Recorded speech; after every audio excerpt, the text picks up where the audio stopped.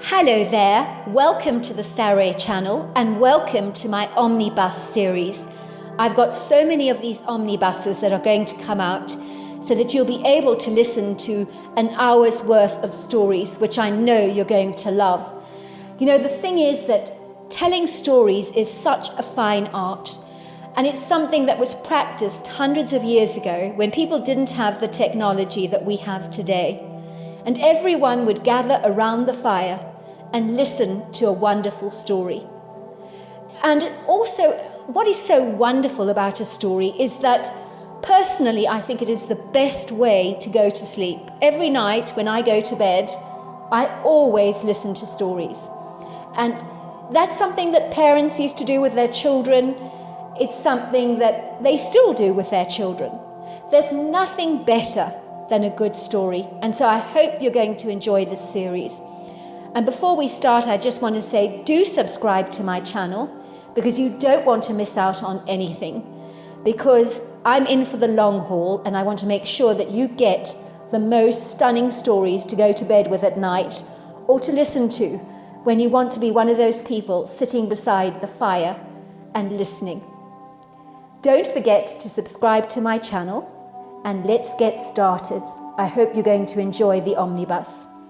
Dear Sarah and all your lovely listeners, James Martin runs along the undulating riverbank, strewn with wild late summer growth and rocky appendages that jut out precariously from either side of the riverbank.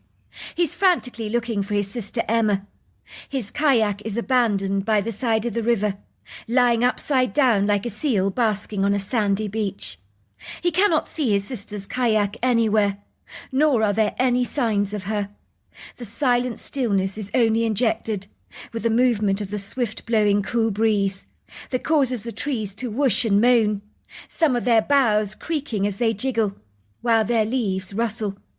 Then there's the noisy sound of the foaming, frothy water crashing violently against the rocks.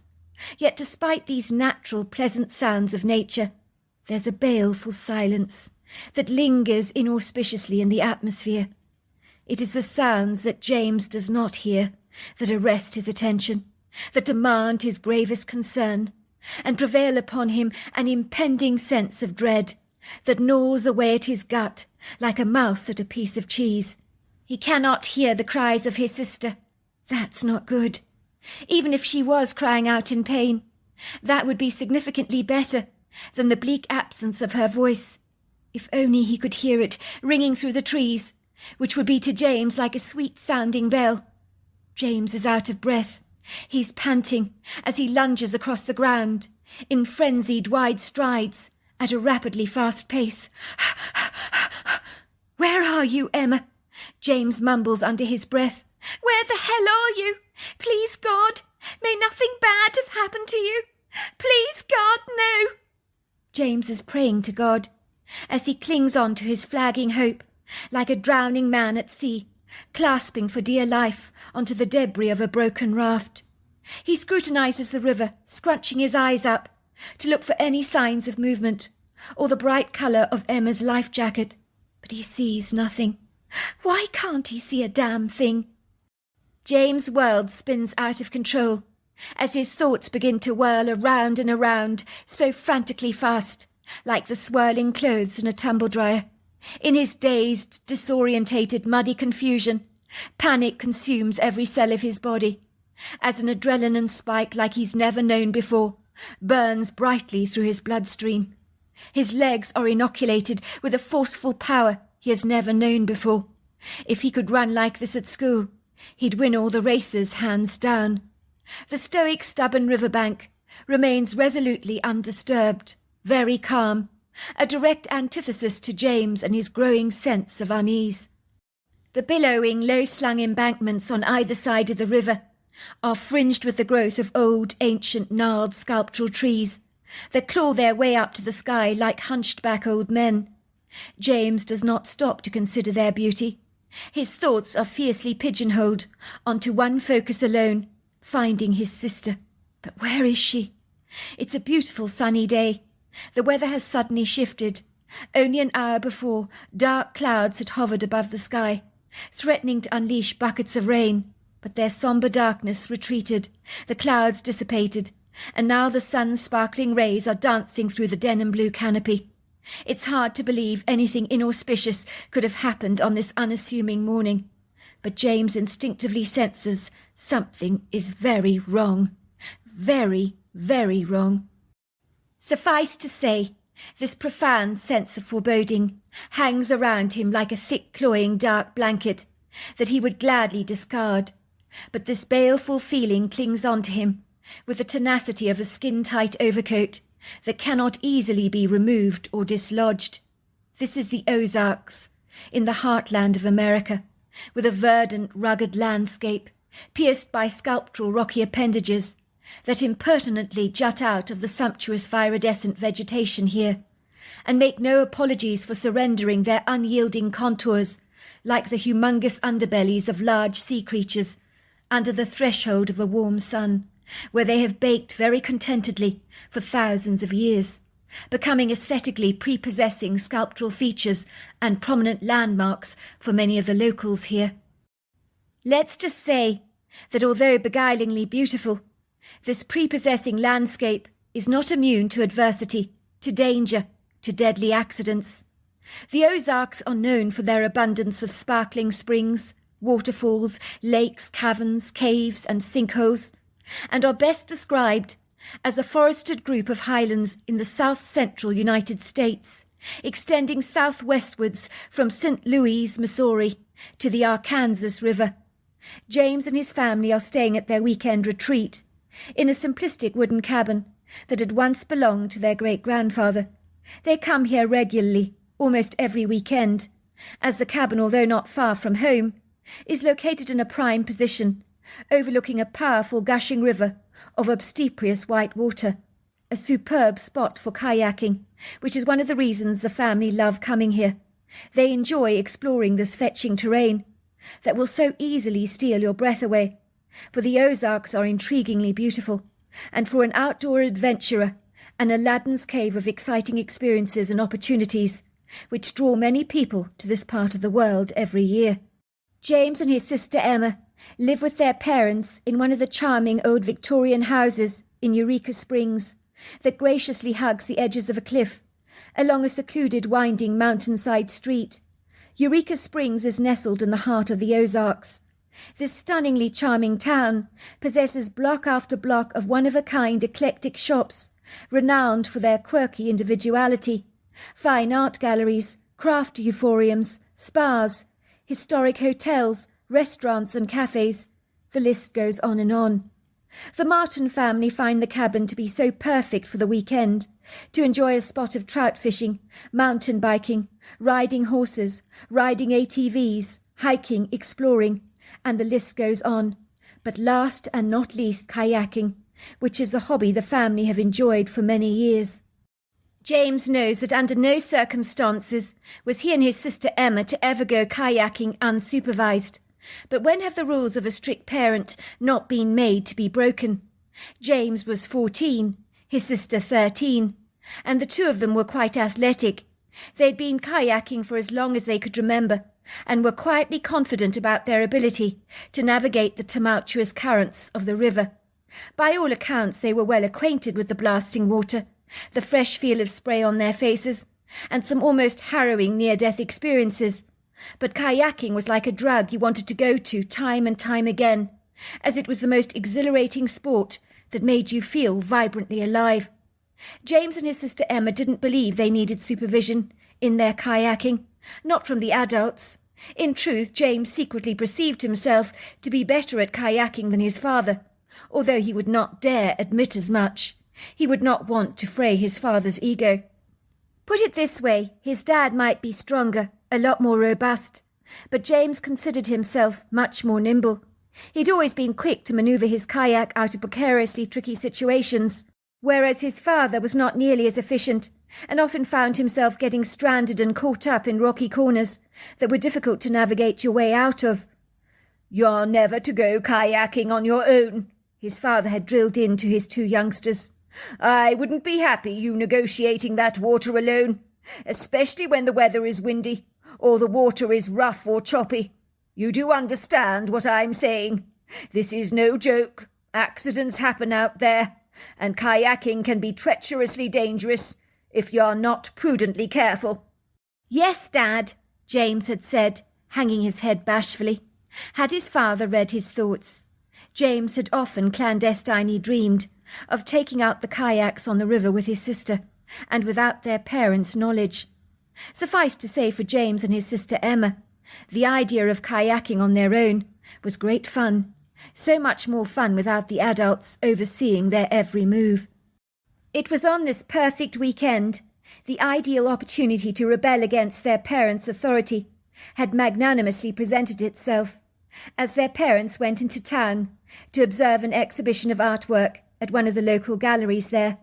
The art had been produced by a talented local artist that was a great friend of their parents, who believed they were duty-bound to attend the exhibition in order to support their friend. The locals in the area are friendly people who enjoy supporting local businesses and encouraging each other. Community spirit thrives in this part of the world. There was going to be a fabulous celebration, lunchtime drinks and snacks. The ribbon would be cut, the doors open for curious visitors, while champagne glasses were going to be filled with bubbles, as everybody toasted the artist's great work. It would seem some serious buyers interested in the artist would be there to talk to her, and to hear her thoughts on what inspired her to create some of her pieces. James had seen her work, even though he was only 14. It was vibrant and colourful, and had a look of Picasso about it, which he found very appealing, even for one so young. The parents had left the two children behind at the cabin, firmly believing they were quite capable of looking after themselves. At first James had been reluctant about taking the kayaks out onto the river, without the parents being around. He had remembered his father's solemn warning, and felt a sense of responsibility towards his sister. It would serve their best interest to listen to their father's judicious advice. But James had underestimated his sister Emma. Let's just say that Emma could be artfully persuasive if she wanted to be. One day they'd been asked to sell magazines on a street corner to tourists visiting the Ozarks. His sister had audaciously sold all her magazines without even batting an eyelid, while James had struggled to offload even one. The poor man who had purchased one magazine from James had almost done so under duress, as James obsequiously explained that he had sold not a single copy. The man felt a slight pressure to be kind to the young boy, possibly out of sympathy for his sorry plight, and agreed to buy a magazine. "All right, son, give me one then," he had said, with a resigned sigh. "Who knows, the wife might find it interesting, even if I don't." Emma had the gift of the gab, and it had not gone by unnoticed in the town. Many an art gallery owner had hinted to Emma, "When you're old enough, young lady, come and apply for a job with us. We could do with someone with your zealous enthusiasm to encourage buyers to part with their money, as I don't think anyone could do it as well as you can. You could sell ice to an Eskimo, make him think it was a good idea to buy it from you." James knew when his sister was older that due to her suaveness she would be snapped up in a prominent sales position in one of the many shops or art galleries in Eureka Springs.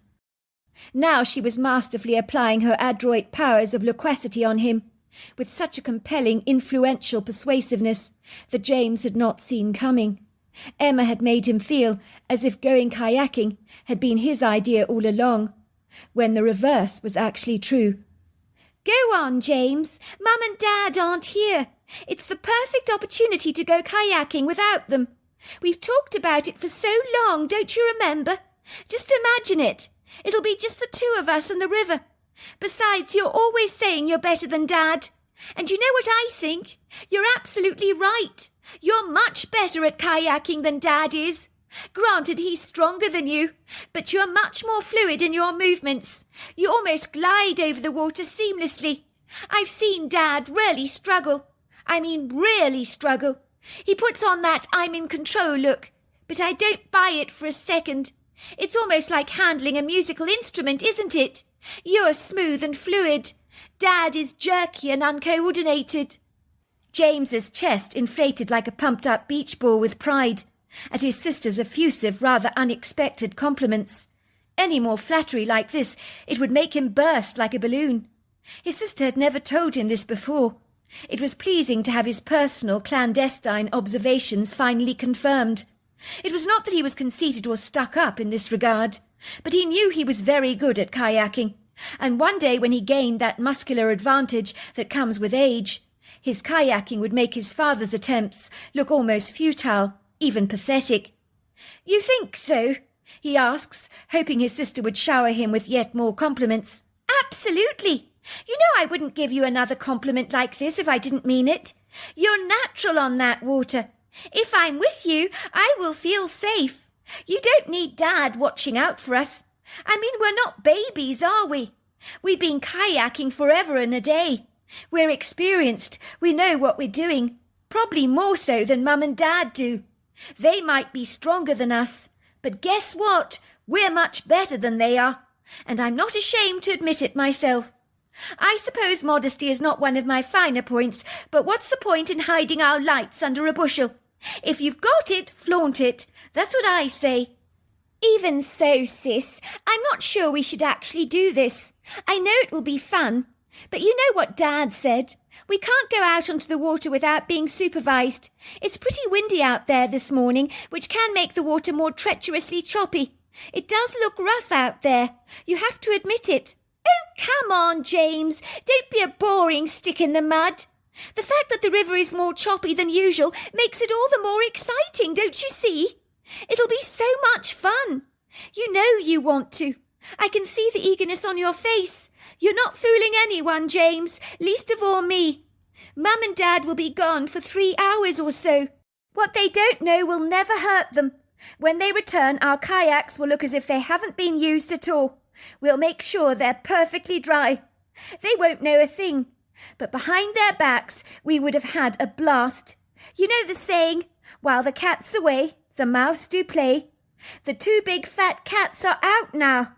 This is our moment. And you want to turn it down? That's nonsensical, James." "All right," says James. "We'll do it then." Before he could change his mind, he and his sister were now in their kayaks, laughing as they were swept down the rapidly moving water, feeling the exhilaration of the wind blowing against their faces. The sky was overcast and grey. It looked like a storm was brewing, as faint rumbles of thunder could be heard in the distance. But they didn't care. It was exhilarating out on the water. "This is so fun!" Emma cries out. And for a moment James agreed. But that moment was not going to last for very long, when James began to realise that the water was not friendly today. Not friendly at all. It was quite windy as the wind punnelled against their faces, and the powerful white water thundered down its long vertical trajectory. James plunged his paddle in the rapidly moving ice-cold water and smiled warmly at his sister. "The river's high," he tells his sister. "We should easily be able to skirt over the rocks over there without much of a problem." Emma grinned back at her brother, her bright blue eyes sparkling with enthusiasm, as cold droplets of water splashed over her skin, and her shoulder-length brown hair hung around her angelic face in a curtain of wet strands. Emma was oblivious to the cold, had no concern of how wet she was. Her focus was on the job at hand. It was evident that she was pumped up with adrenaline. Her small, trim body bounced with an exhilaration that was addictive to her. Who needed drugs or alcohol when you got a high like this? As dicing with danger was the most exciting feeling in the entire world. Emma understood it all too well, having always enjoyed living on the edge. Once on a television programme the family had watched together, a man called Robert Alain Philippe, a French rock climber known as the human spider, without any protective harnesses, skirted huge skyscrapers around the world, with only a bag of chalk and a pair of climbing shoes. Sometimes he looked like he was walking on a tightrope. One wrong move and he would fall to his death, without a doubt. Emma's parents had clutched the furniture in the living room so tightly, their knuckles white with apprehension. It was almost as if the unyielding furniture gave them a strength they needed to get through the hurdles of watching this man, so recklessly dicing with his own life. They really didn't want to watch him, but try as they might to look away, they were completely transfixed, their hearts gripped with trepidation, their wide eyes glued to the screen, as they observed this idiosyncratic cookie-like character navigating himself masterfully up and down this skyscraper. They had not understood the man's cravings to live on the edge of life, to hang precariously on the sides of a building, relying on his nimble dexterity, remarkable agility, balance and strength to help him overcome the adversity he faced. Emma had understood it all. She had marvelled at the human spider, easily relating to the intense rush of euphoria he was feeling, in doing something that invited death to swallow him whole, if given the chance. It was the risk that made the experience all the more riveting. Let's just say for Emma, kayaking in the fast-moving, frisky water of the river presented such exciting, tempestuous challenges, especially when the river was as wild and untamed as it was today. Emma knew their father would not allow them to go kayaking in unbridled conditions like this, but she had loquaciously manipulated James to go with her. Kayaking alone was not fun. It was an activity that needed to be shared. She knew that complimenting her brother would be the perfect way to get him to bite the bait. It had been easier than she'd expected, with her brother putting up little resistance. The white water crashed over the rocks, frothing and rising up against the kayak in rambunctious waves. "Let's go through those rapids," she said, before James had a chance to protest. Then there she was, digging her paddles enthusiastically into the water, and entering the spinning roller coaster of white water that pounded her so hard, backwards and forwards, jerking her kayak through its white ribbons.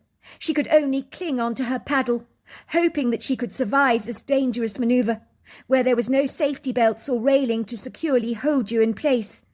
This is what made kayaking so exhilarating. This is why she enjoyed the sport so very much. Living on the edge was the best feeling in the entire world.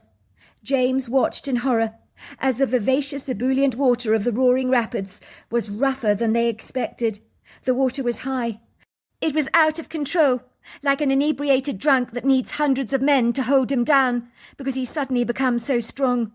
But nothing could restrain the tenacity of this water, which had a life and personality of its own. Today its mood was cantankerous, capriciously belligerent, as it tossed and turned, fighting angrily against their kayaks, as if determined to topple them over. Emma's kayak was thrown around and tossed over some rocky outcrops.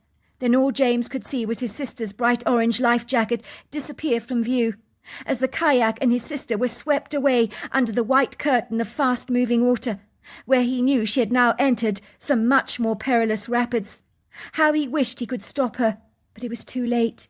In the distance he could see Emma's kayak, flipping over on its side. It began racing down the water like a fragile white paper boat, swept away by the fast-moving current. James could not see his sister any more. Was she swimming in the current? Was she still in the kayak? He couldn't be sure, for his sister had now abandoned his field of vision. "The kayak is not supposed to flip over like this," James thinks to himself. "This is crazy." In a million month of Sundays, he would never have anticipated this happening to them.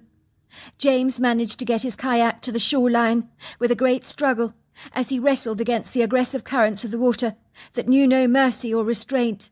The grey sky that loomed ominously above him seemed menacing and foreboding.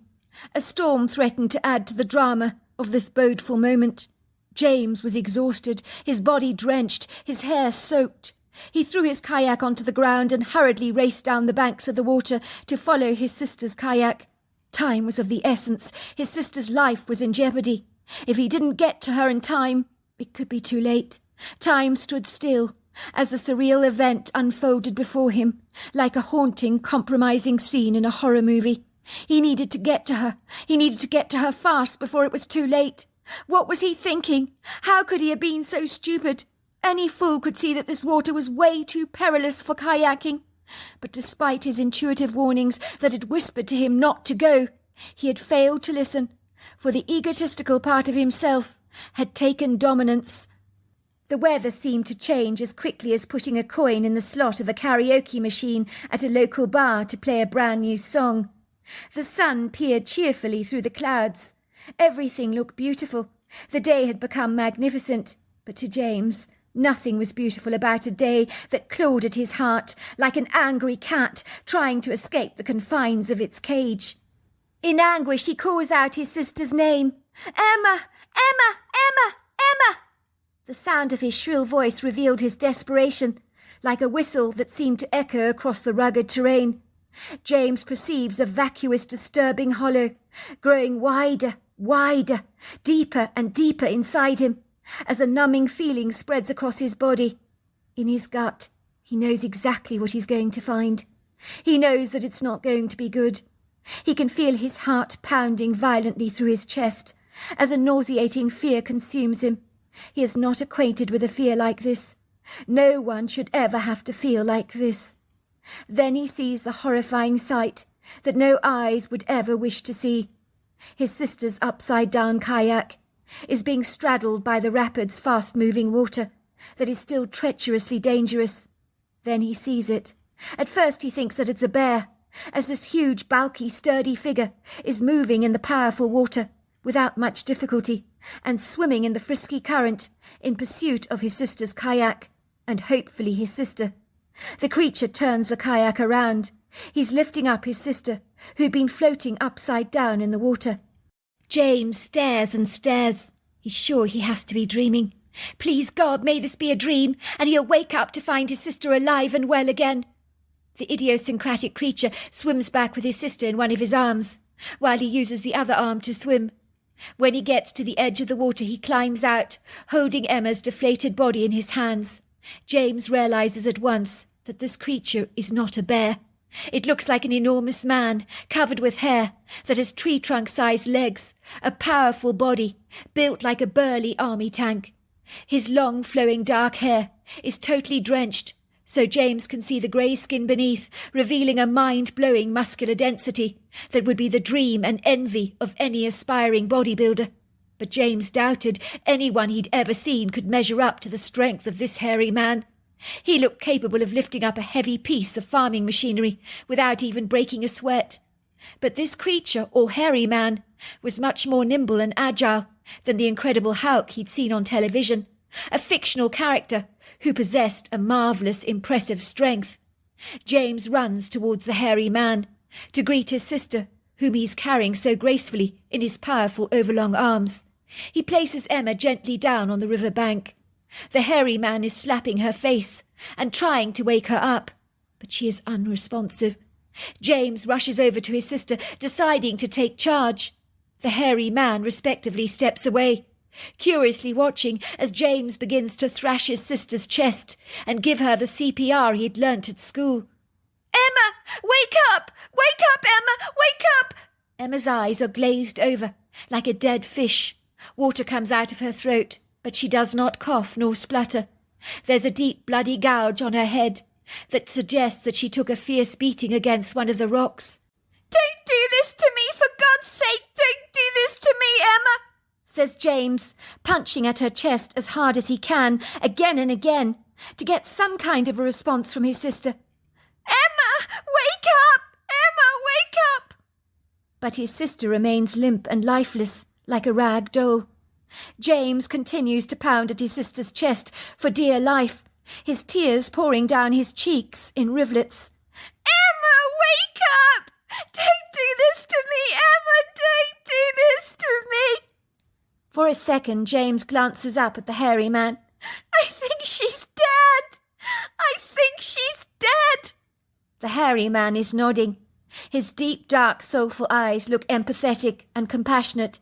It's clearly apparent he relates to James's grief and is well acquainted with the feeling of losing someone you love. He speaks to James in a strange ancient language that he doesn't understand. "Omakani, no boshani, nabolobo adaniso, ivoto." But the comforting words are translated in his mind almost at once. How does that even happen? He heard the man's words in his own head. No one had ever spoken like this to him before. But James listens earnestly to his words. "She's gone. I saw her soul leave her body. She says she's sorry. She had to go." James stares at the hairy man nonplussed. The hairy man's deep-set eyes are benevolent and ever so kind. "No," says James. "No, she's not dead. She's not dead. She can't be. She can't be." He slapped his sister's face on both sides, begging her to wake up, but she remains rigidly fixed. The strange hairy man shakes his head. "Omogaba, Ami goshava, and gives James an encouraging nudge with the curled fingers of his hands. It'll be all right. Your sister's fine. You'll see her one day. It was her time to go. Be at peace with it. O makeva no bosha, amasila banese, o poshafi. Then just like that, the mysterious hairy man glided away and was gone. But James did not want him to go. His presence had offered him some comfort. Please don't go! Please don't go! But the hairy man has slipped into the trees. James now feels terribly alone. Now that he was gone, he was hit with the gravity of the harrowing last few minutes, the worst minutes of his life that he would never, ever be able to forget as long as he lived. There were some things that could not be forgotten, and this was one of them. A moment in time that would be indelibly scarred on his heart. You might not physically see it, but James knew it would remain on him forever. A plethora of unrestrained tears, unlike the clouds this afternoon that had held back their rain, began to spill down the banks of his face, like the raindrops on a glass window pane, and an uncontrolled sob emanated from the back of his throat.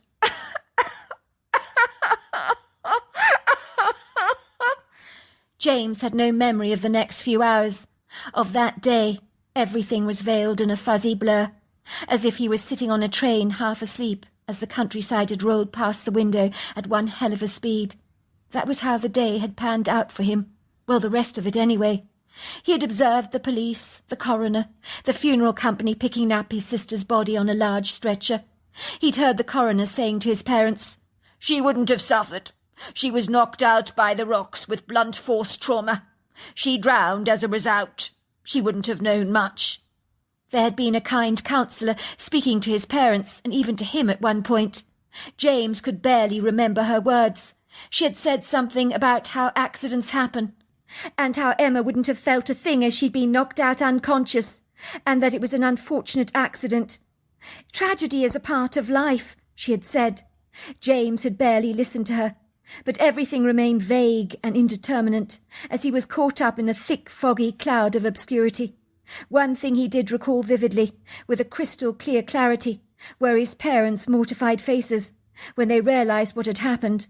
Both of his parents arrived back at the cabin in a jovial mood. They discovered 2 of their children's kayaks had gone missing, and their children were nowhere to be seen. They had dashed over to the river and found their son James holding his sister's deceased body, the tears pouring down his face. James's father had pushed him away, attempting desperately to revive his sister. For a moment James clung to the hope of a miracle, but he knew his sister was already gone. His mother had screamed, then his parents had sobbed uncontrollably, clutching at each other desperately, as James watched them helplessly, knowing that all this was his fault. He knew if he had put his foot down, refused his sister's pleas to go kayaking, none of this would ever have transpired. James knew his father was furious. "What the hell have you done, son? Look at that river. It's very, very rough today. I wouldn't even go kayaking in there myself in these conditions. But you and your sister deliberately disobeyed me when I told you that you could never go kayaking on your own without supervision. How many times have I warned you about this? I hold you responsible, son. You're the oldest. You know how impulsive your sister can be. But would you listen to me? Obviously not. No, you refuse to listen. Neither of you are strong enough to negotiate the river. Yet you seemed hell-bent on disobeying me." "I'm really sorry, Daddy. I'm really sorry," says James, sobbing uncontrollably, his eyes filling with tears. "I'm sorry, Daddy, and I'm sorry, Mummy." James's mother looks at her son with an objectionable disgust on her face. Her dark chocolate eyes, normally filled with warmth, are filled with dismay, regret, sorrow, and anger. She growls at James. "I'm ashamed to call you my son, James. I'm so disappointed in you. I always thought you were the responsible one. More fool me, who would look after your sister, but you failed her, James. You failed us. I can't bear to look at you. You're responsible for what happened. You're the reason that Emma is dead." I hope you're proud of yourself. Your sister is gone from our lives for good because of what you did. Look at the windy weather that we had this morning. The water was high. It looked feisty to me. As your father was wisely saying, we wouldn't have dreamed of taking you kayaking in such harrowing conditions today. But clearly you and your sister had other ideas. You weren't easily put off, were you? Why on earth didn't you go cycling instead, or something normal? Why the hell did you dice with danger? I don't understand you kids. I don't understand you at all. The mind boggles, she says, waving her hands above her head in exasperation. How am I expected to get over this, James? Tell me that, will you? Because I don't know the answer to that question myself. Mum, I don't know what I was thinking. I'm so sorry. Emma really wanted to go on the water. I didn't think it looked too bad. I really didn't. It was only when we were out there I realised it really was bad. But you know, Emma, she loves excitement. I don't care whether Emma likes excitement or not. I know she wouldn't have gone kayaking without you. All you had to do, James, was to put your foot down and say no, and she wouldn't have gone out on her own, would she? My heart is broken. I've lost my beautiful, beautiful daughter. How can a mother just move on with her life like this when she's lost her beloved child? I feel as if I died today with my daughter. A huge part of me is gone. It drowned in that water with her because you failed, James. You failed to use your brains. James's account. It was very difficult to live with myself. After what I'd done, I would sink into spirals of depression, self-loathing and disgust.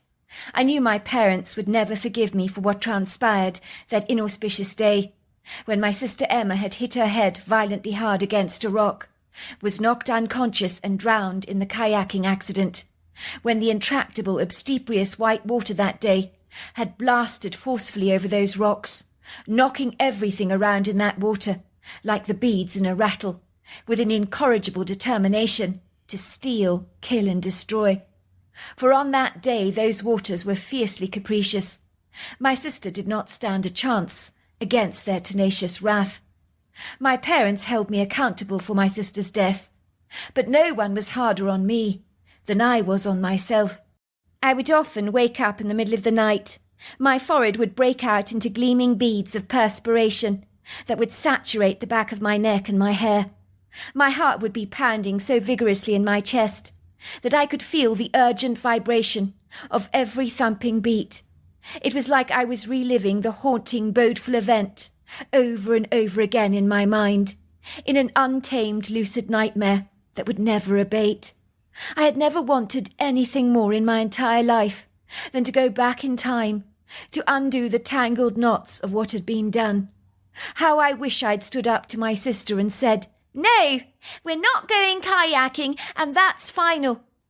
Even when I had agreed that we would go, there was a tiny, unassuming little voice inside my head that kept whispering, "No, don't go, don't go." But I had disregarded it. I had always wondered whether that was the still voice of my intuition, hankering after my attention, nudging my gut, that I had willfully ignored. My sister would have been disappointed, of course, sulked, walked away, described me as a spoilsport, but at least she'd be alive today. The relationship with my parents had changed in leaps and bounds.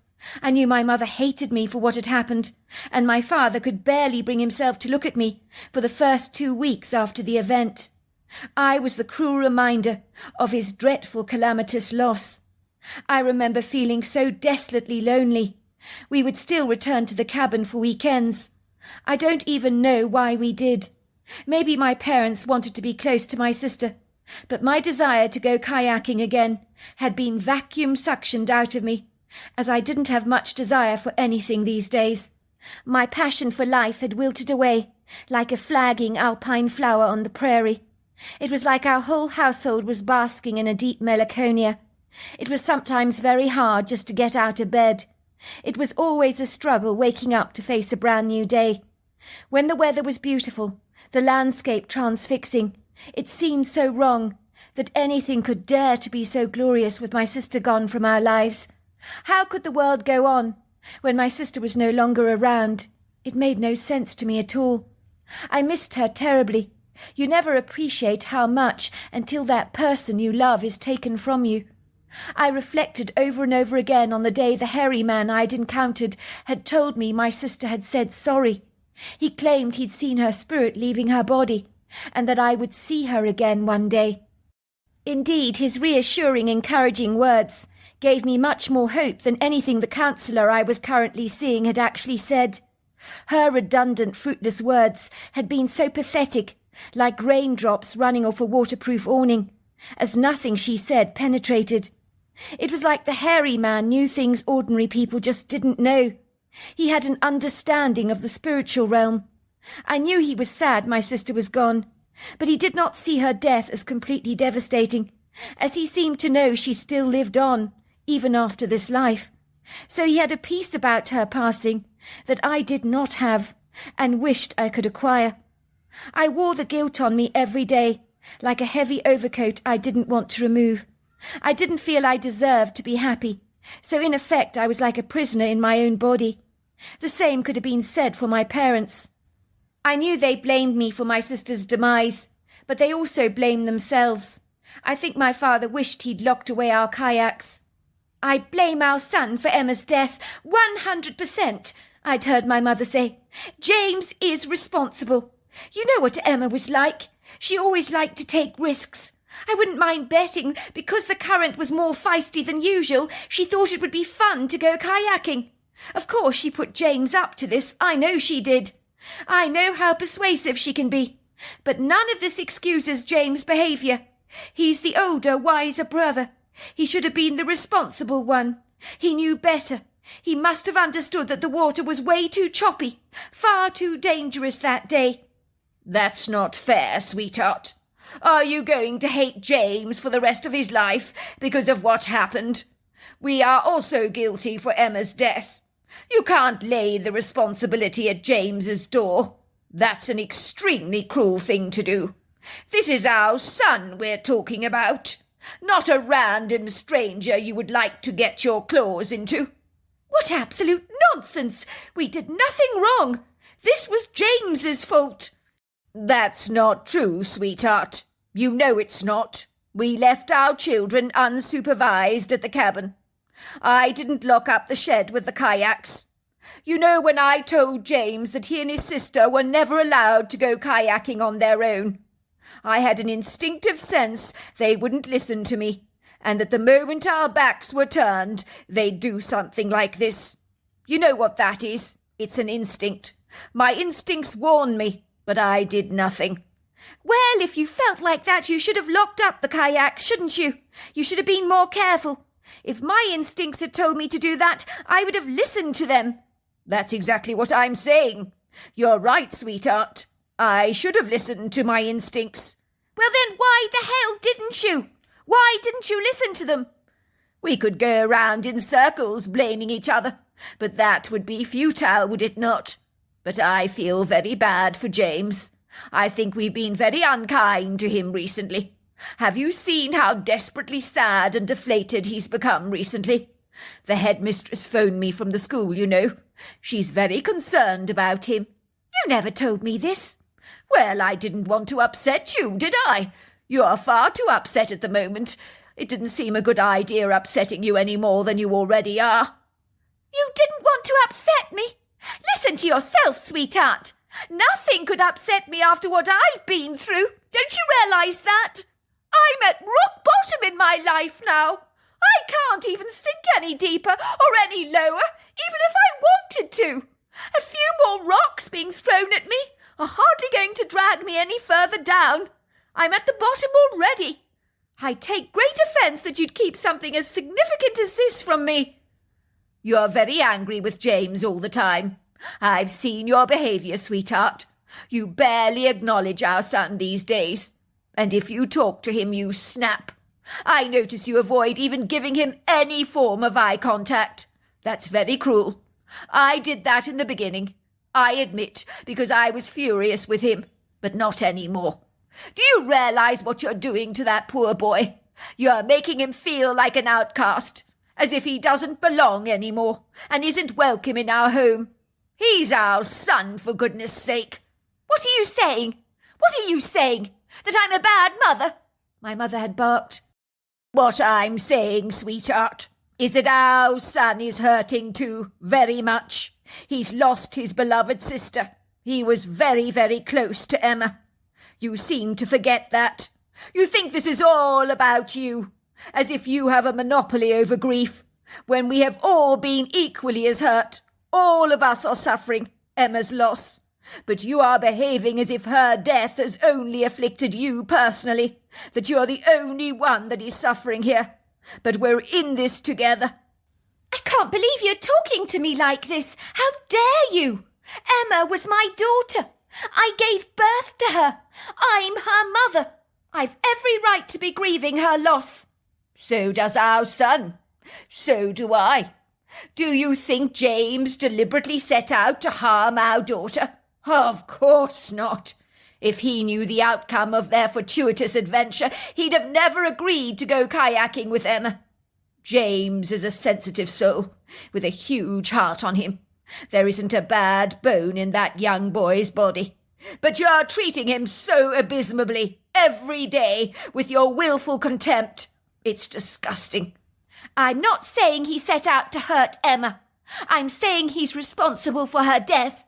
We keep going over this again and again. But you keep avoiding my question. What did the headmistress have to say about James? She's very concerned about him. All the teachers are. She said that James was one of her most, how can I put it, interactive kids. Very involved in lessons, inquisitive, curious, and inquiring. She says according to the teachers, he shrinks back into the background these days, never says a single word during class, doesn't even socialise with any of the other kids, doesn't smile. She said one of the teachers came into the staff room actually sobbing the other day. She was sobbing her heart out. She could see how James was consumed by grief. She knew there was something terribly wrong with him. She described him as looking so desperately lost, as if his eyes were staring vacantly into space, as if his life had become expunged of all its joy. She felt helpless, not knowing what she could do to help our son. She thinks we've made him feel he's entirely to blame for the accident, and she believes that that is grievously wrong. I happen to agree with her. I can't believe she had the nerve to say that to you. What about our grief? We're all suffering. She's making out that James is the injured party. What a bloody cheek. I've heard everything now. I know, but it seems that the headmistress seems to think that James is also suffering from post-traumatic stress disorder. James is holding himself accountable for Emma's death. The guilt is wearing him down. It's almost like he wants to inflict a severe punishment on himself. What are you saying? That I should forgive James for what he's done to Emma? Just to make him feel better? That's exactly what I'm saying. You know something, sweetheart. Your son is hurting. He's grieving. You have been incredibly unreasonable on him. If you must know, I think of late you've been a lousy, selfish mother. Yes, I'm going to say it. You've been lousy. You have one child left. Do you really want to alienate him from us? When he's old enough, he'll leave home. We may never see him again. He will grow up remembering the pain, your lack of support, your condemnation, your unkindness, and the blame that you inflicted over him. If you carry on this way, we won't have a child left. We should be grateful we have one child. James might also have died in that accident. I wonder if you would be blaming him now if they were both gone. You'd probably be blaming me. I can see it now. Why didn't you lock up the kayaks? Why did you not do this? Why did you not do that? You're always so quick to point the blame at someone else except yourself. No, we all know you could never do anything wrong. No, you're so perfect. How dare you speak to me like this? How dare you? You need to hear the truth, sweetheart. I love you. You're my world, but you've also been exceedingly self-centered. You've treated your son callously. I'm sorry, but it needs to be said. You need to go to him, to apologise. Tell him how much you love him, and how he's not responsible for Emma's death. No one is. It happened. Get over it. Even the headmistress was saying how accidents happen, and kids will be kids. She told me another kid recently lost his life in a skateboard accident. The parents are now blaming themselves for even buying him a skateboard. You can go round and round in circles looking for someone to blame. Yes, James was foolish to agree to go kayaking with his sister. Yes, they should have been more responsible. But James is only a kid himself. He's 14 years old. What were you like at 14? I'll have you know I was very responsible at 14 years old. Much more responsible than James is.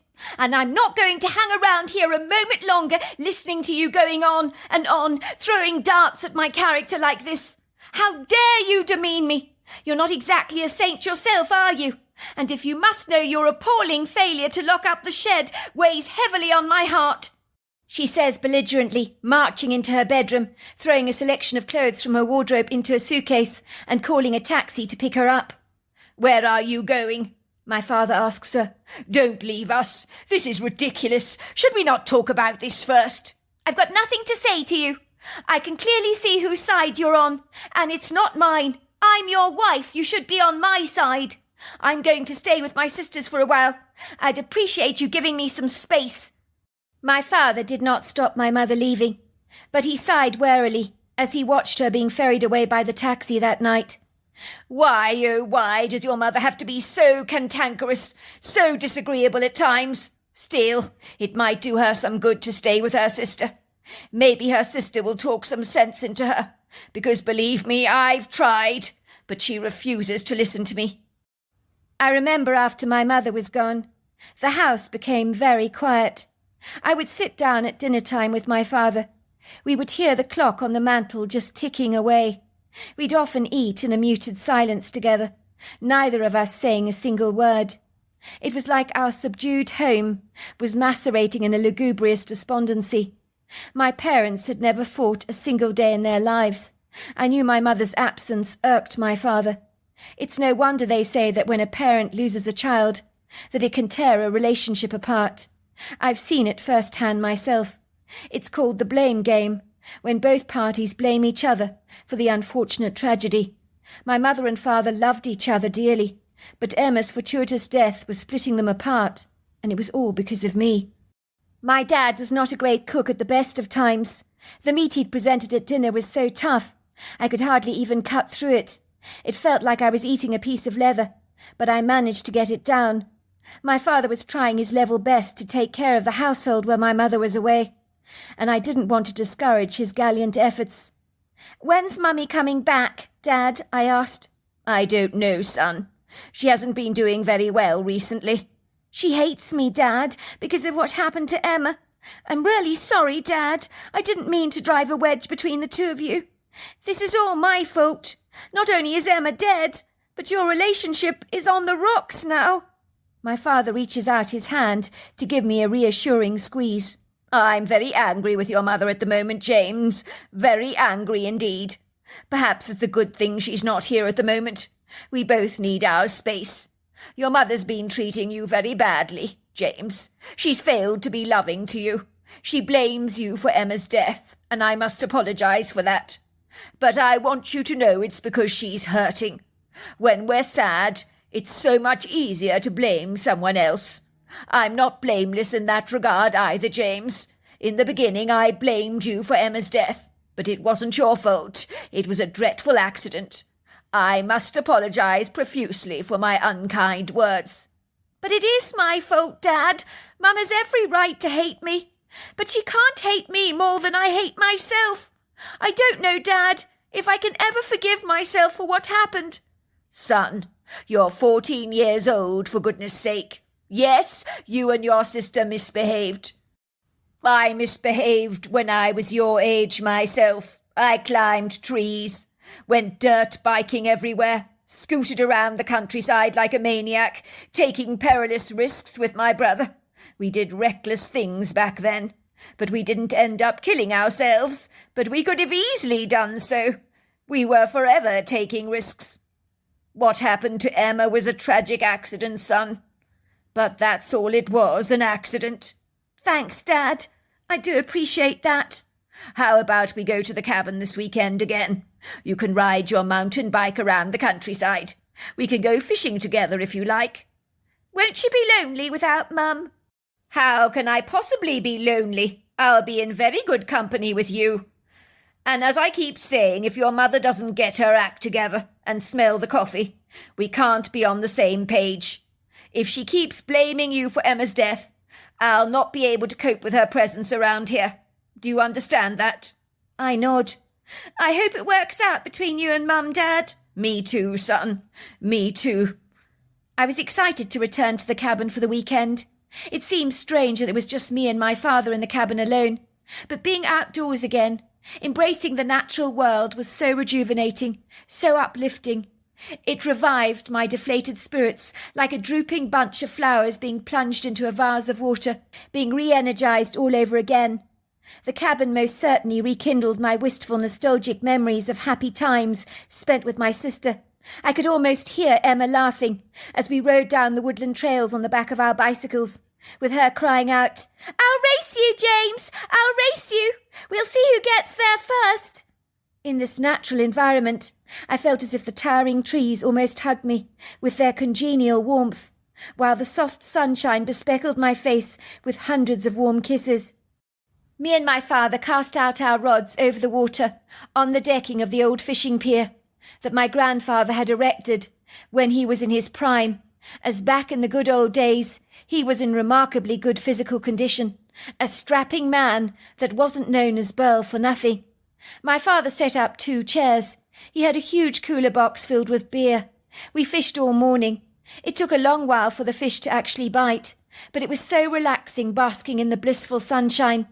I managed to pull out a huge trout, while my father got 2 smaller ones, which he released back into the water. But the one I got was so big, it would be perfect for us to share at dinner together. It was a beautiful morning, and me and my father were definitely bonding. We smiled, drank our beers, really enjoyed the day. It was later in the morning that me and my father picked up an odious smell on the wind. It was repugnant. My father thought there must be a dead animal somewhere lying around. But I thought his observations were rather strange, as the smell would come and go. I mean, if it was a dead animal, why would the smell just disappear suddenly without a trace, only to return again later, and become significantly stronger? I got the sense that me and my father were being watched. I didn't want to say anything to him, but when I looked up at his face, I could see his relaxed demeanour had shifted, and he looked distinctly unsettled. "Dad, is something watching us?" My father looked relieved. You feel it too? For a moment I thought I was going mad. Yes, I do feel as if something is watching us, but what? I don't know. I nodded. It almost feels like we're being stalked by a predator. Of course, that's what it is. Why didn't I think of that before? Maybe there's a mountain lion loitering around. Whatever it is, Dad, I believe it's the owner of that bad smell. Do mountain lions smell bad? I don't know, son. I would doubt they would smell like this. Maybe the smell is isolated from the creature that is watching us. Maybe it's a dead carcass after all, caught on the wind that comes and goes, depending on the direction that the wind is blowing. That seemed to make sense to me. Me and my father, sensing we were being watched, became increasingly uncomfortable. We perceived the right thing to do was to return to the cabin. We didn't want to take our chances. One accident in our lives was more than enough. We certainly did not want to embrace another. If there was a predator loitering around, we were not eager to make its acquaintance. It seemed sensible to exercise a prudent caution. When we got back to the cabin, I noticed my father hastily bolted the door behind him, placing his rifle right next to it, and for a while he kept glancing out of the window, almost as if half expecting to see a strange animal skulking through the trees, or sniffing around the fishing pier, where we'd been moments before, sitting on our wicker chairs. We spent the rest of the afternoon piecing a jigsaw puzzle together.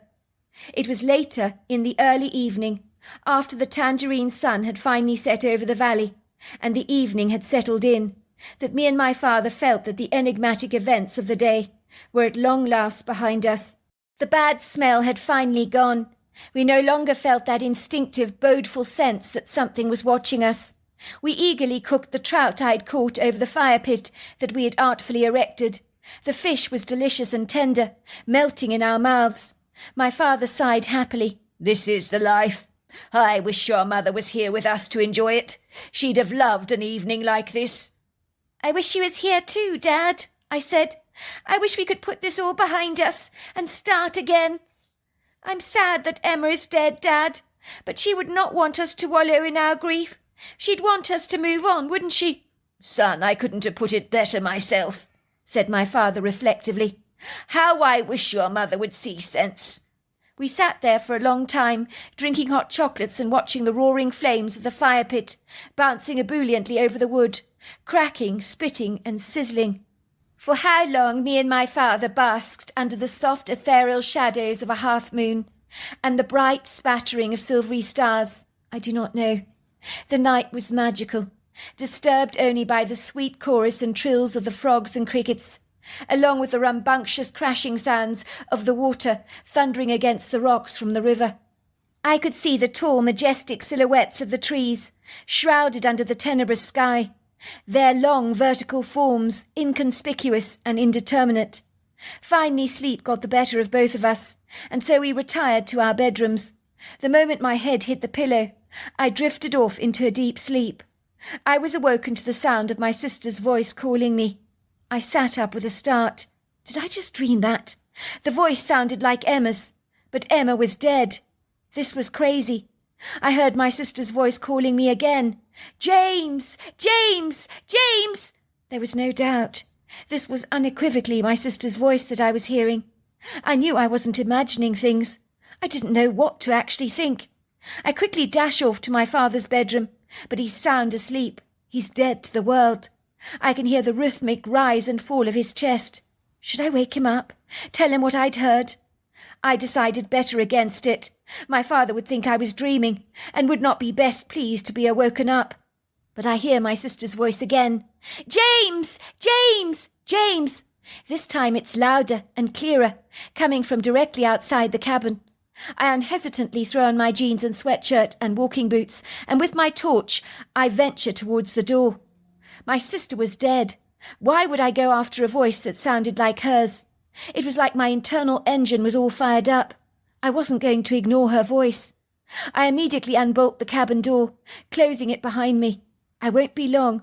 I just need to see what's going on, even though I have no clue what I'm expecting to encounter. The moonlight tonight is generous, even though it's only a half moon, but it does not hide behind cloud cover, but washes its light generously over the rugged terrain, lending a hand in making the night so much less intimidating. But even so, it does not feel auspicious. The first thing that seizes my attention, with an instinctive warning bell that I refuse to hear, is the crickets and frogs are not trilling tonight.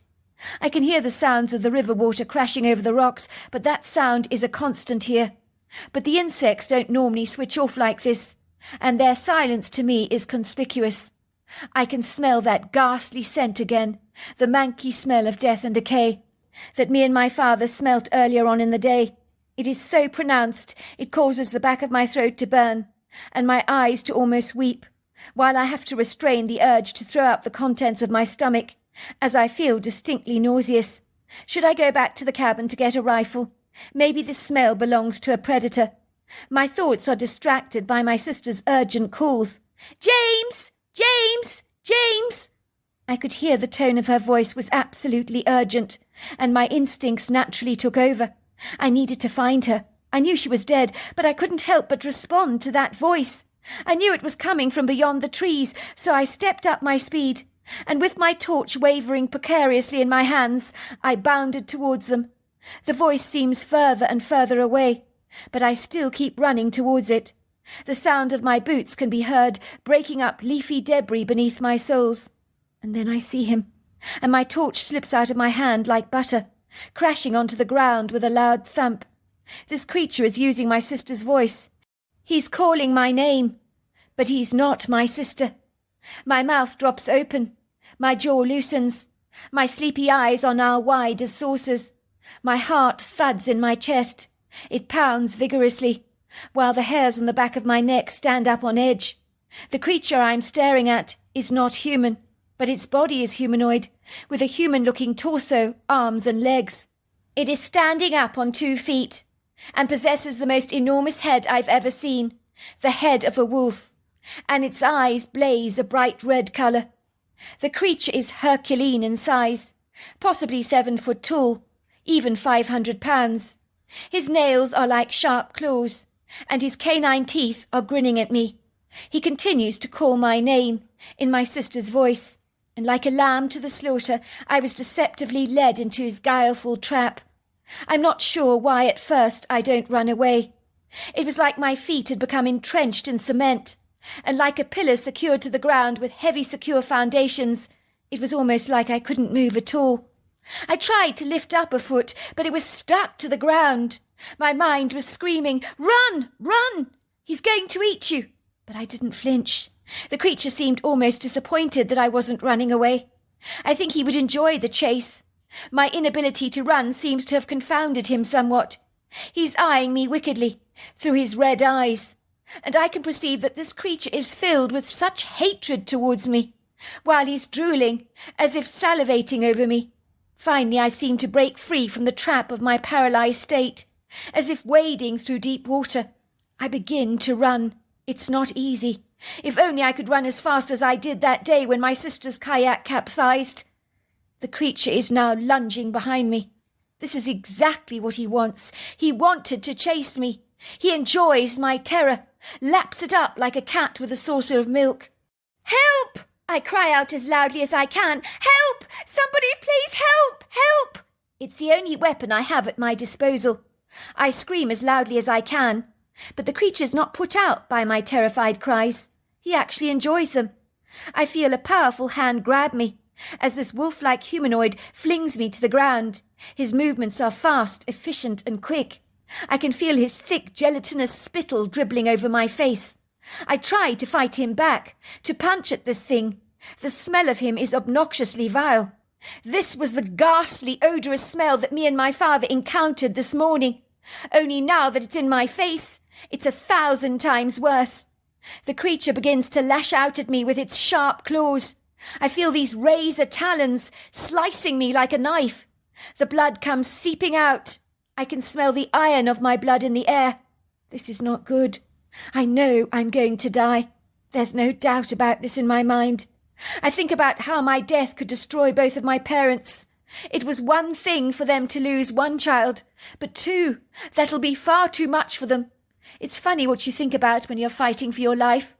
This is a losing battle that I'm not going to win. The creature is now biting into my neck. He's actually drinking some of my blood, revelling in its delicious taste. Then I hear this thudding movement as ponderous feet pound the ground, getting ever closer and closer. Someone is coming to my rescue. Thank God! But it can't be my father, because whoever is running towards me is very heavy. Something lifts the wolf-like creature right off me. I sit up bemused. I see the hairy man that I'd encountered at the riverbank attacking the wolf-like creature. The hairy man is screaming at this creature, pounding him with his fists. The wolf-like creature is no match for the hairy man. He knows he's defeated. He screams out in pain, running away as fast as he possibly can, like a defeated foe. The hairy man rushes quickly to my side. He examines my body. I can see worry in his eyes. "Umakita bushofat, abasi poton, amanitata bo." "I heard you calling for help," he says in my head. "Motabiha, you're not going to die. Ipata bushopo. It's not your time yet, but you need help. I'll get you back to your cabin. Himata pushopati lapon. Your sister says she's watching over you. Shimati popola isapana po. She's very happy." My body is growing weaker and weaker.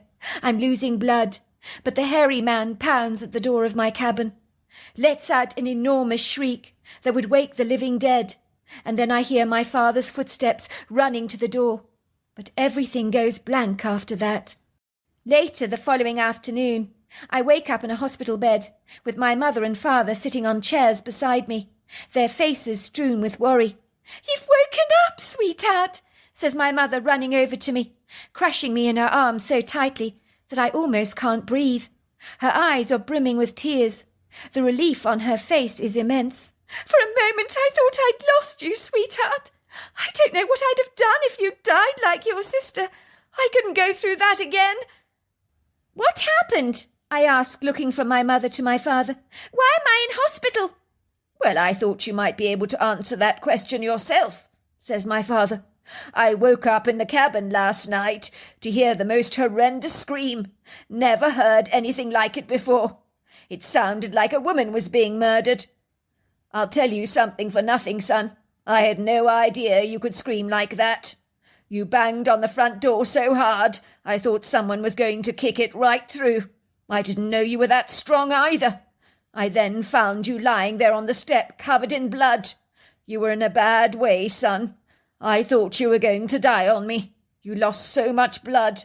You were covered in bites and scratch marks. Luckily, I got you to hospital very quickly. I will say you smelt quite vile, like death and decay. The same smell we smelt all morning when we'd been fishing. Your clothes were shredded. Something attacked you last night. What was it? Why the hell did you leave the cabin in the middle of the night? Why did you not wake me if you heard something strange?" Suddenly all the memories came flooding back, of the wolf-like creature that had pretended to be my sister, and the hairy man, who I now know was a Bigfoot, who had rescued me. I knew better than to tell my parents about the enigmatic events, as they would sound so implausible, far too unbelievable to actually believe. So I decided to just keep my mouth shut. It was better that way. "Sorry, Dad. I can't remember a thing. I wish I could." "Never mind that," says my mother, taking my hand in hers and giving it an affectionate squeeze again. "You're alive, James, and that's all that matters now. Recently I've been a terrible mother. Your father's absolutely right about that. I need to apologise for my behaviour and the outrageous way I've been treating you. I dread to think how I would be able to live with myself if you'd ended up like your sister. I know I've been blaming you for her death, but you're not responsible. No one is. It was just a dreadful accident. Your sister knew the precarious risks she was taking when she went kayaking that day. Of course she did. But she did it anyway. Your sister loved that element of risk. She enjoyed danger." At that moment the doctor came into the room with a big smile on his face. "So glad you're up, young man. It was touch and go for a while with you. You lost so much blood, but we sorted all that out. Do you remember what happened to you? Something clearly attacked you." "No, sorry, Doc. I don't," I lied. The doctor furrowed his brow. "Well, something fierce attacked you. Maybe your memory will come back. I'm wondering if it was a bear, perhaps." "Sorry, Doc. I have no memory." "You're probably suffering from concussion. A little amnesia. To be expected, I'm sure. Anyway, it'll come back to you.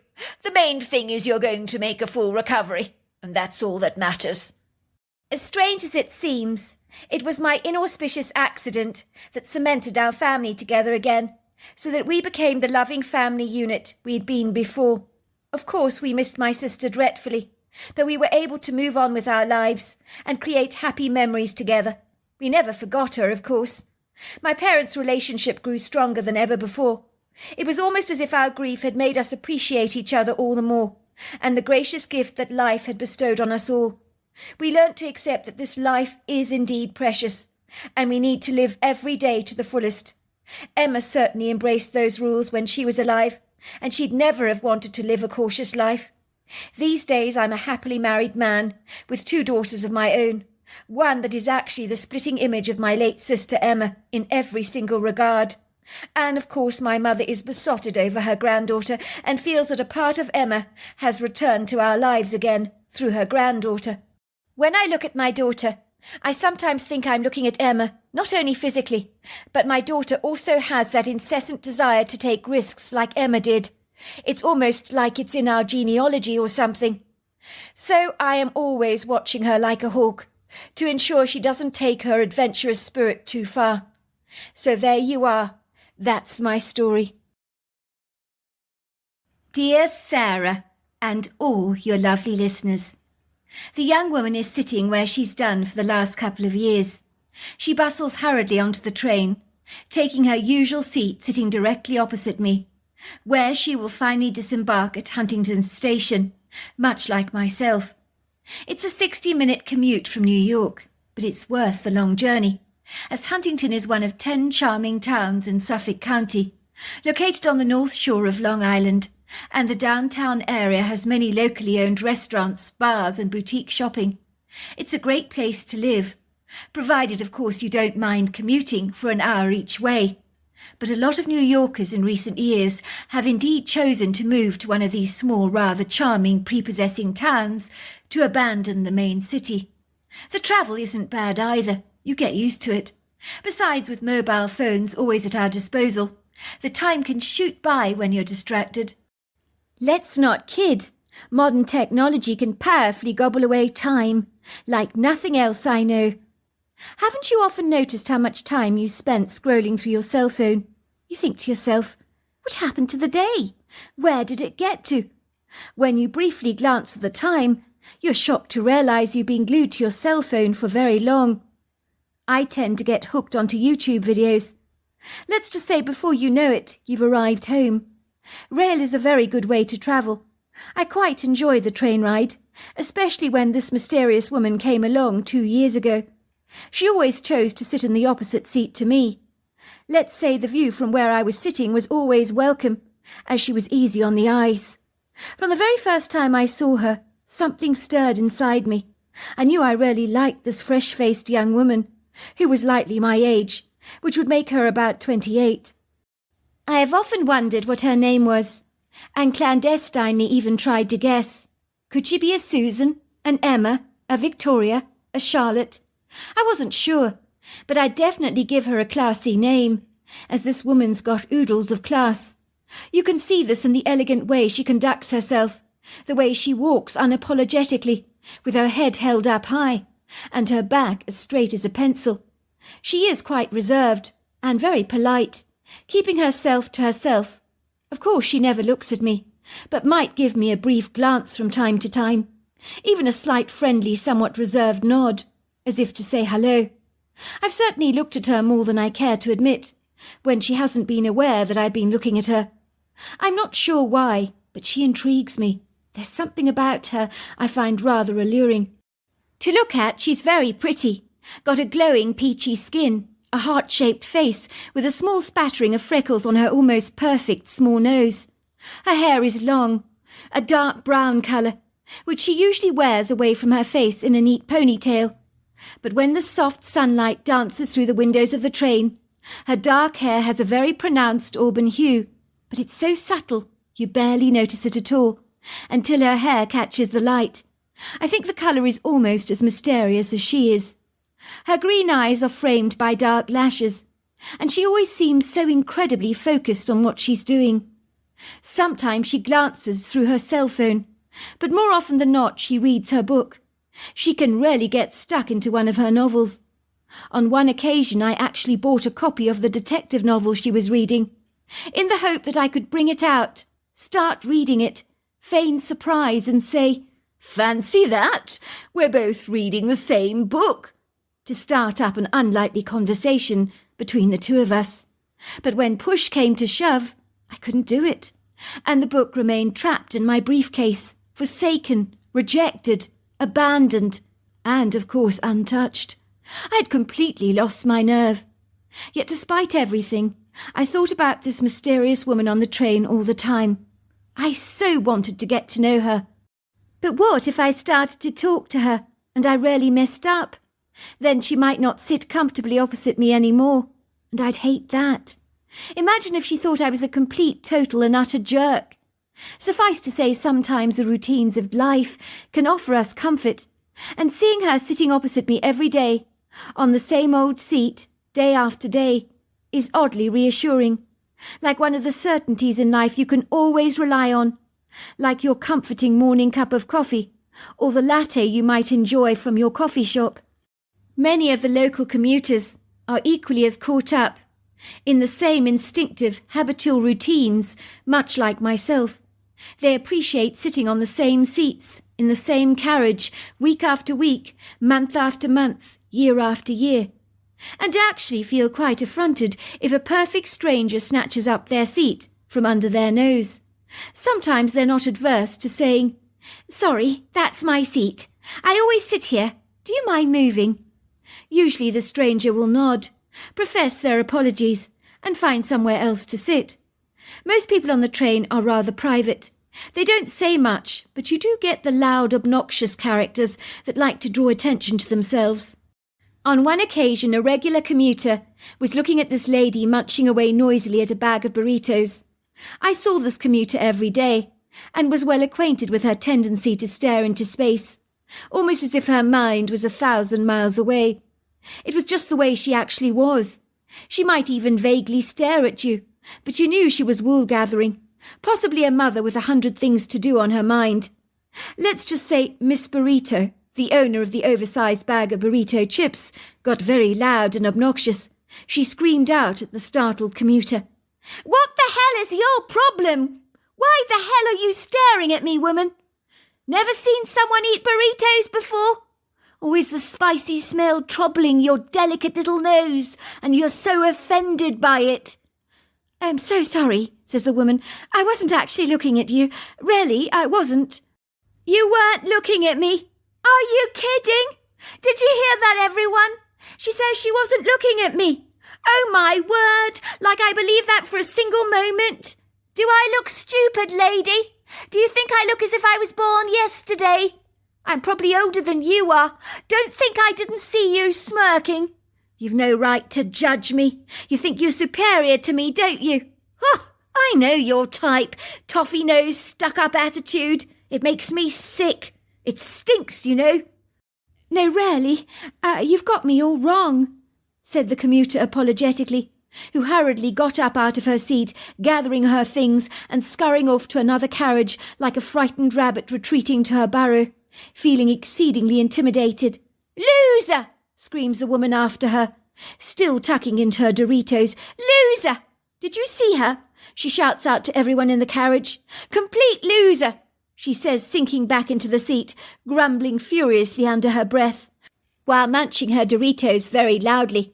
The whole carriage is filled with the overwhelming spicy scent of her chips. But everyone pretends not to notice at all, and acts like they're caught up in their cell phones, knowing very well that Miss Burrito was not a woman you wanted a confrontation with.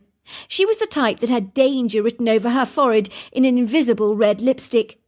How I would have loved to talk to the woman on the train that sat opposite me every morning and every afternoon. On this occasion she rolls her eyes at me, at the commotion created by Miss Burrito, and I am tempted to say something, but I just raise an amused brow and a roll of the eyes in agreement. I've always lost my nerve as far as women are concerned. I'm not the greatest communicator. If I meet someone I like, I tend to clam up, as my nerves invariably get the better of me. So I say something rather stupid usually. I remember not too long ago I went on a dating site, arranged to meet this woman at a local bar in New York, and then I got cold feet. I started to panic. I worried about what I'd say. In the end I left a message on her cell phone saying I couldn't make it. I got a rude response saying, "Well, don't bother contacting me ever again. I don't appreciate being messed around like this. Men like you make me sick." Her reaction to my message made me awfully glad I hadn't met up with her. If she replied sweetly, I might have felt a smattering of regret, and known that I'd missed out on meeting a halfway decent person. Many people here in New York, singletons like myself, have taken the roller coaster rides of the dating scene rather seriously, hoping to meet that quintessential special someone. But it's not easy. You'd think with the advances of modern technology that dating these days would be a doddle. But it's definitely not. Sometimes the old ways people used to meet are infinitely superior, like when you're introduced through a friend, or randomly meet a likeable stranger at the supermarket, which means you leave modern technology trailing behind in second place, like the sore loser it really is. I assure you, you can live in a large, lively, bustling city like New York, and feel incredibly alone. Many people do. I know some lonely people here, that are longing to find that perfect someone or that significant other. But it's a minefield out there, and finding a person who will tick all your boxes is a steep hill to climb at the very best of times. Most people aren't prepared to settle for the status quo, and frankly, I don't blame them. They'd sooner live alone than with someone who winds them up the wrong way. I know people who've joined dating websites and feel like they've been knocked around fiercely, like the wet washing in a tumble dryer. Ostensibly, the perpetual, interminable pursuit for love is big business here in the Big Apple, with these up-and-coming, illustrious, highly esteemed dating agencies shooting up everywhere like hardened perennials that obsequiously assure you they'll match you with your soulmate. But more often than not, they get it hopelessly wrong. Despite everything, technology does not understand nor conjecture the soul connection. It favours things like background, likes and dislikes, physical preferences. But this is not the parallel affiliation that makes people actually click. Technology has no comprehension of this, and I doubt it ever will. There are some things that are inscrutably ambiguous, things that science will never get right or even begin to fathom, for science is not linked to the enigmatic curiosities of human emotion. Let's just say many people sagaciously abandon these romantic social media sites that have wreaked havoc on their self-esteem. They shrink away from them like a tortoise retreating back to the safe confines of its shell. When I rarely stop to think about it, many of the young married couples I actually do know met each other when they stopped looking for love, which leads me to believe that love will usually happen when you're not consumed with searching for that special someone. Maybe on a subconscious level, the desperation to find someone comes across on the people we date. I don't think anyone wants to get to know someone that is way too keen. That's like a blazing red warning sign that tells you to run the hell away. It's very off-putting. I'm not exactly sure why I suffer from this overwhelming reluctance when it comes to dating women. I grew up with 3 sisters. Most of my life I've been surrounded by far too much estrogen, but maybe that's part of my problem. It has possibly made me more sensitive than most men, which is not to my advantage. You'd think I'd be comfortable with the fairer sex, but not if I like someone from a romantic perspective. On these occasions my social skills nosedive to the bottom of the ocean, and I just seem to lose my voice, which becomes estranged from me. I end up failing to say anything at all. My tongue gets tied up into knots. I have female friends, lots of them, who have set me up on dates, telling their friends that I'm quite the catch. "Oh, you've got to meet him! Clark Bracken Fry, he's so hot! You'll love him!" I would not describe myself as hot, but some women do. I guess I'm relatively tall, about 6 foot, dark. Women like that. By all accounts, once I arrive at the date, I would barely say boo to a goose. My stunted conversation is usually rigidly stiff, possibly as unyielding as the furniture. Even the furniture probably has more give than me. I'd sit there with my date in that painful, very awkward, uncomfortable silence. The woman invariably so pained she couldn't wait to actually leave. On the other hand, if it turns out I don't fancy my date at all, then I'm quite the charmer. In that scenario, I have no inhibitions. The woman will want to see me again, sometimes be excited about our encounter, oohing and aahing about how much she liked me, what a great connection we had. But the feeling there is usually not mutual, so I never see them again. It's a catch-22 situation. Put simply, I'm a lousy date that has no hope of refining my skills. I have friends of mine that can have women eating out of their hands. They know exactly what to say. They make it look so easy, but easy it most certainly is not. Well, not to someone like me. I have often wondered if the girl on the train sitting opposite me has a boyfriend. I can't see how someone like her has not got men lining up to date her from every street corner. But I remind myself that men are very different, and our tastes in women are as varied as the fish in the ocean. What is one man's treasure is another man's trash, although the woman on the train could never be described as someone's trash, but she might not be every man's cup of tea, and I'm glad about that. There is already way too much competition in this world. I don't need to be competing against much better-looking men than myself for this woman's attention, if indeed I'm ever lucky enough to actually acquire it. It was on a Friday afternoon, very late in the day, that I was sitting comfortably on my seat in the train, when the woman on the train I see every day is hurriedly rushing to her seat. Today her behaviour is odd, very different. She's not only more hurried than usual, but seems a little panicky, rather edgy, highly strung. I notice she's out of breath and is almost panting. She keeps looking over her shoulders as if she's worried about something. She sighs warily, sitting down on the seat quickly, scrolling through her cell phone. She neatly tucks it into the front pocket of her tapestry bag for easy, convenient access. She rummages around in her bag, pulling out a book she's been reading, where a leather bookmark poking out obtrusively is securing the page. She opens up her book, begins to read. But ever so often she looks up towards the central aisle that runs through the carriage, fringed by seats on either side. She's almost expecting someone to bounce out of the shadows that she doesn't want to see. She appears skittishly guarded. I notice she's anxiously tapping her low-heeled dark green pumps. She's never done this before, in the 2 years I've observed her. Something is rarely irking her, and my inquisitive curiosity is aroused. I'd love to know what's actually bothering her, why she's twitching so much. Once the train starts chugging along, she takes a deep breath, as if relieved. It's almost as if she's saying, "Thank God." All is well now. She opens up a roll of mints and places one in her mouth and continues to read. She seems to settle down, and the spasmodic foot-tapping stops, which suggests whatever had been troubling her before has thankfully dissipated. I want to reach out and ask her if she's all right, but I grit my teeth together, padlocking them tight, with the same powerful security lock I always use to shut myself up. I say nothing. I can't afford to take the risk of scaring her away. All of a sudden I hear a loud scuffle, as heavy feet scramble down the passageway of the carriage.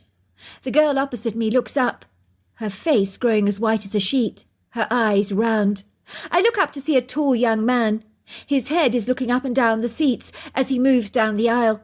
It looks like he's checking everyone out to look for someone in particular that he knows. The passengers look up at him from their cell phones, rather bemused. I'd say he's about my age. Quite a big, burly, muscular build. Grey eyes that stare out of tiny slits like a bull terrier. I observe he has an intense, all-consuming look on his face that I don't like at all.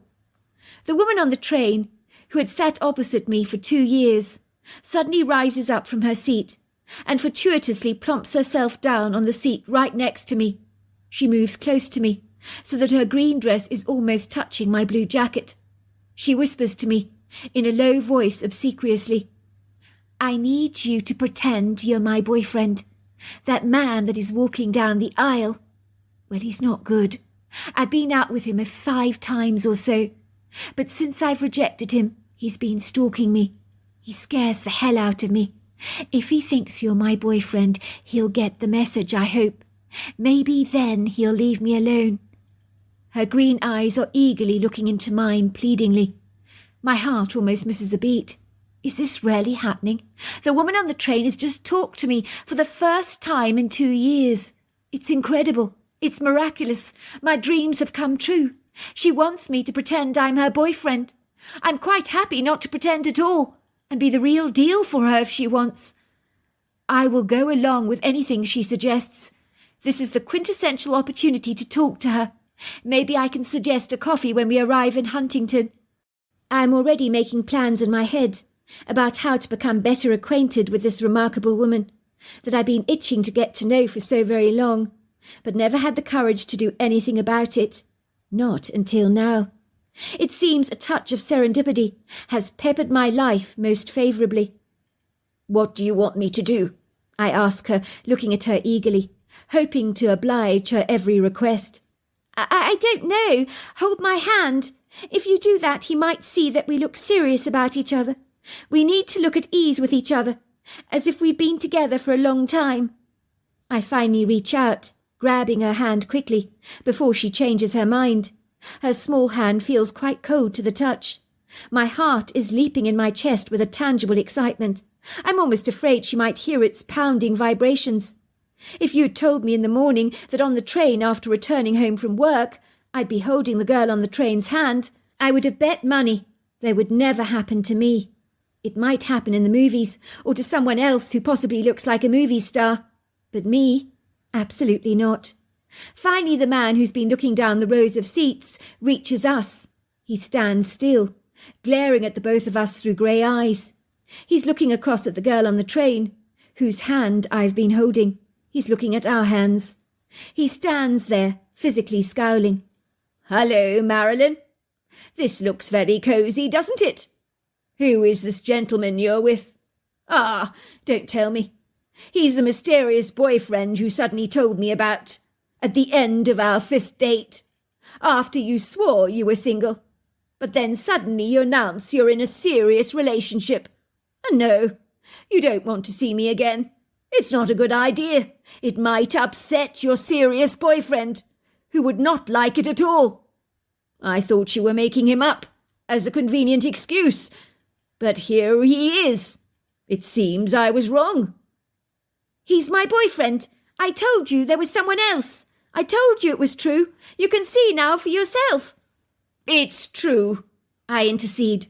"Marilyn is my girlfriend. We've been together for years," I say, finding to my astonishment that the lie fluidly rolls off my tongue, with an effortless ease that impresses even me, as I'm a pitiful liar most usually. "For years?" he says, scowling. "Are you bloody kidding me?" He suddenly becomes angry. His skin seems to grow a fuchsia colour. "Bloody hell! This is not funny, Marilyn. I don't appreciate women who play games with me. You're a tease. I had really deep feelings for you. You've messed me around, made me look like a bloody fool." He then turns around to me, looking at me squarely in the face. "Do you have any idea what this girlfriend of yours is like? Meeting up with me behind your back, pretending to be single.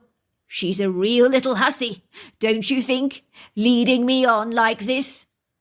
"Don't talk about my girlfriend like this," I say defensively. "If you must know, we had a little argument recently. Went through a bad patch, we did. That's why she dated you for a while. But we got back together. But all the while you were dating me, you'd never actually finished with your own boyfriend," snapped the man, almost growling at Marilyn, with an indignant, affronted look on his face. I could tell he felt browned off, as if he'd been used, spat out, exploited, unfairly dumped, and that disgruntled him greatly. It was clear that his humongous but fragile ego had been very badly bruised, and he did not sit comfortably with this rude offence, nor did he look like the kind of man you'd ever want to upset or dare ruffle his feathers the wrong way, as he reminded me of a smoking volcano that could so easily erupt. The objectionable man puts his hand on my shoulder. My heart pounds violently in my chest. I thought he was about to punch my lights out. I'm not exactly sure how to react to this. I've never had a physical altercation with another man over a woman before. Much as I like this girl on the train very much, I don't want to be caught up in a spirited brawl over her.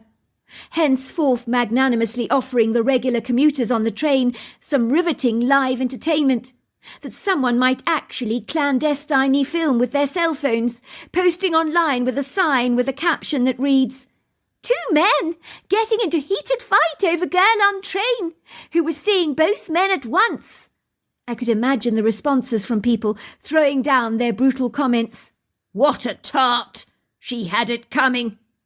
"You can see she's a loose woman, playing two men off against each other." Suffice to say, the passengers sitting near to us were giving us fleeting but curious glances. Ears were definitely wagging, although people pretended once again to be focused on their cell phones. The man does not punch me, but leans down to whisper in my ear, "You better watch yourself with this one. She's a real little hussy, that one. If she was so quick to date me, God only knows what she gets up to behind your back. I feel sorry for you. Women like her need to be watched very carefully. Good luck to you. You're going to need it. And by the way, I'd hold off that engagement ring if I were you. Maybe she's a diamond collector, has half a dozen sad engagement rings sitting at the bottom drawer that she's going to cash in to fund her next cruise to the Caribbean."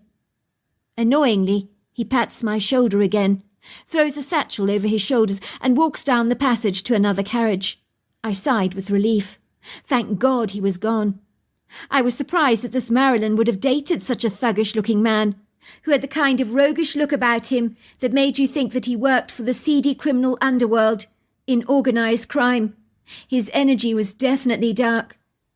"I hope you don't mind my sitting next to you for the rest of the way," says a girl on the train, who has pulled her hand away from me now that the strange man has finally gone. I would have gladly continued to hold it. It felt so natural. "I'm just worried he might come back and will wonder why we're not sitting together. I don't want him to suspect we're actually play-acting." "I understand. You're welcome to sit next to me. Just nudge me if you need me to hold your hand again," I say. "Thanks. You're a great sport. I think you've saved my back today. I do think he's finally got the message and believes I genuinely have a boyfriend. I'm sure he must feel rather used and spat out. And I didn't like doing that to him, but it can't be helped. He was so persistent, so demanding, so forceful. Sometimes hurting people is unavoidable. My name is Marilyn, by the way." "My name is Clark Bracken Fry." "Are you kidding me? That's curiously idiosyncratic for a surname. It's obviously double-barrel. Quite posh, really." "Well, put it this way, my father was Bracken, my mother Fry. My mother didn't want to lose her surname, so it came together like that." "I like it. Your name's Clark. I wouldn't have put you as a clerk, though." "Really? What would you have thought my name was?" I asked curiously. "You do realise Superman's first name was Clark? And I did just save you from that odious man, I'd like to remind you. So some of Superman's qualities have clearly rubbed off on me." "You're funny," she giggles. "But you make a good point. You have been a Superman tonight. But seriously, I thought you might be a Tom or an Anthony." I raise my brow. "Interesting. Funny you should say that. My second name is actually Tom." "You're kidding." "If you must know, I thought your name was, well, Susan. That was one of my first choices." "Wow, that's incredible. You're halfway right. Do you know my second name is Susan? I am Marilyn Susan Cardell. That's my full name." "That is incredulous. We figured out each other's second names. Rather remarkable, don't you think?" "It's insanely bizarre," she giggles. "So what happened with that man? Why do you want him to believe I'm your boyfriend?" Marilyn sighs. "Oh my God, have you seen how intense he is? Even when I told him I'd got a boyfriend, which I did after the 5th date, just to make sure I could end things finally, he was belligerently angry at first. Then he became obsessive and intense, and quite literally started following me around, demanding to speak to me, asking me what he'd done wrong. He wasn't buying that I was in a committed relationship.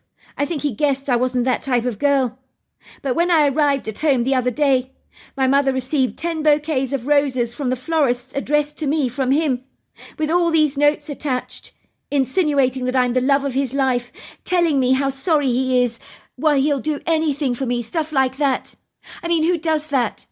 Even she thought it was over the top, and warned me that something was off about this. Well, shall we say his all-consuming behaviour.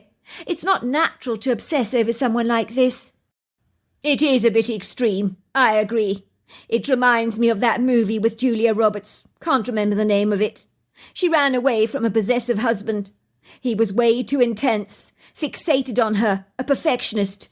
He ruled her life with an iron rod." "I know the movie you're talking about. You're absolutely right. I think he would be like that if he was married. Extreme. Are you kidding me? The way he was talking on our first date, he was actually mentioning marriage, and how I was so right for him, and he barely knows me. If you really want to turn someone right off that you barely know, just talk about marriage. It's a sure way to scare them off. It's just way too much for the first date." "I bet.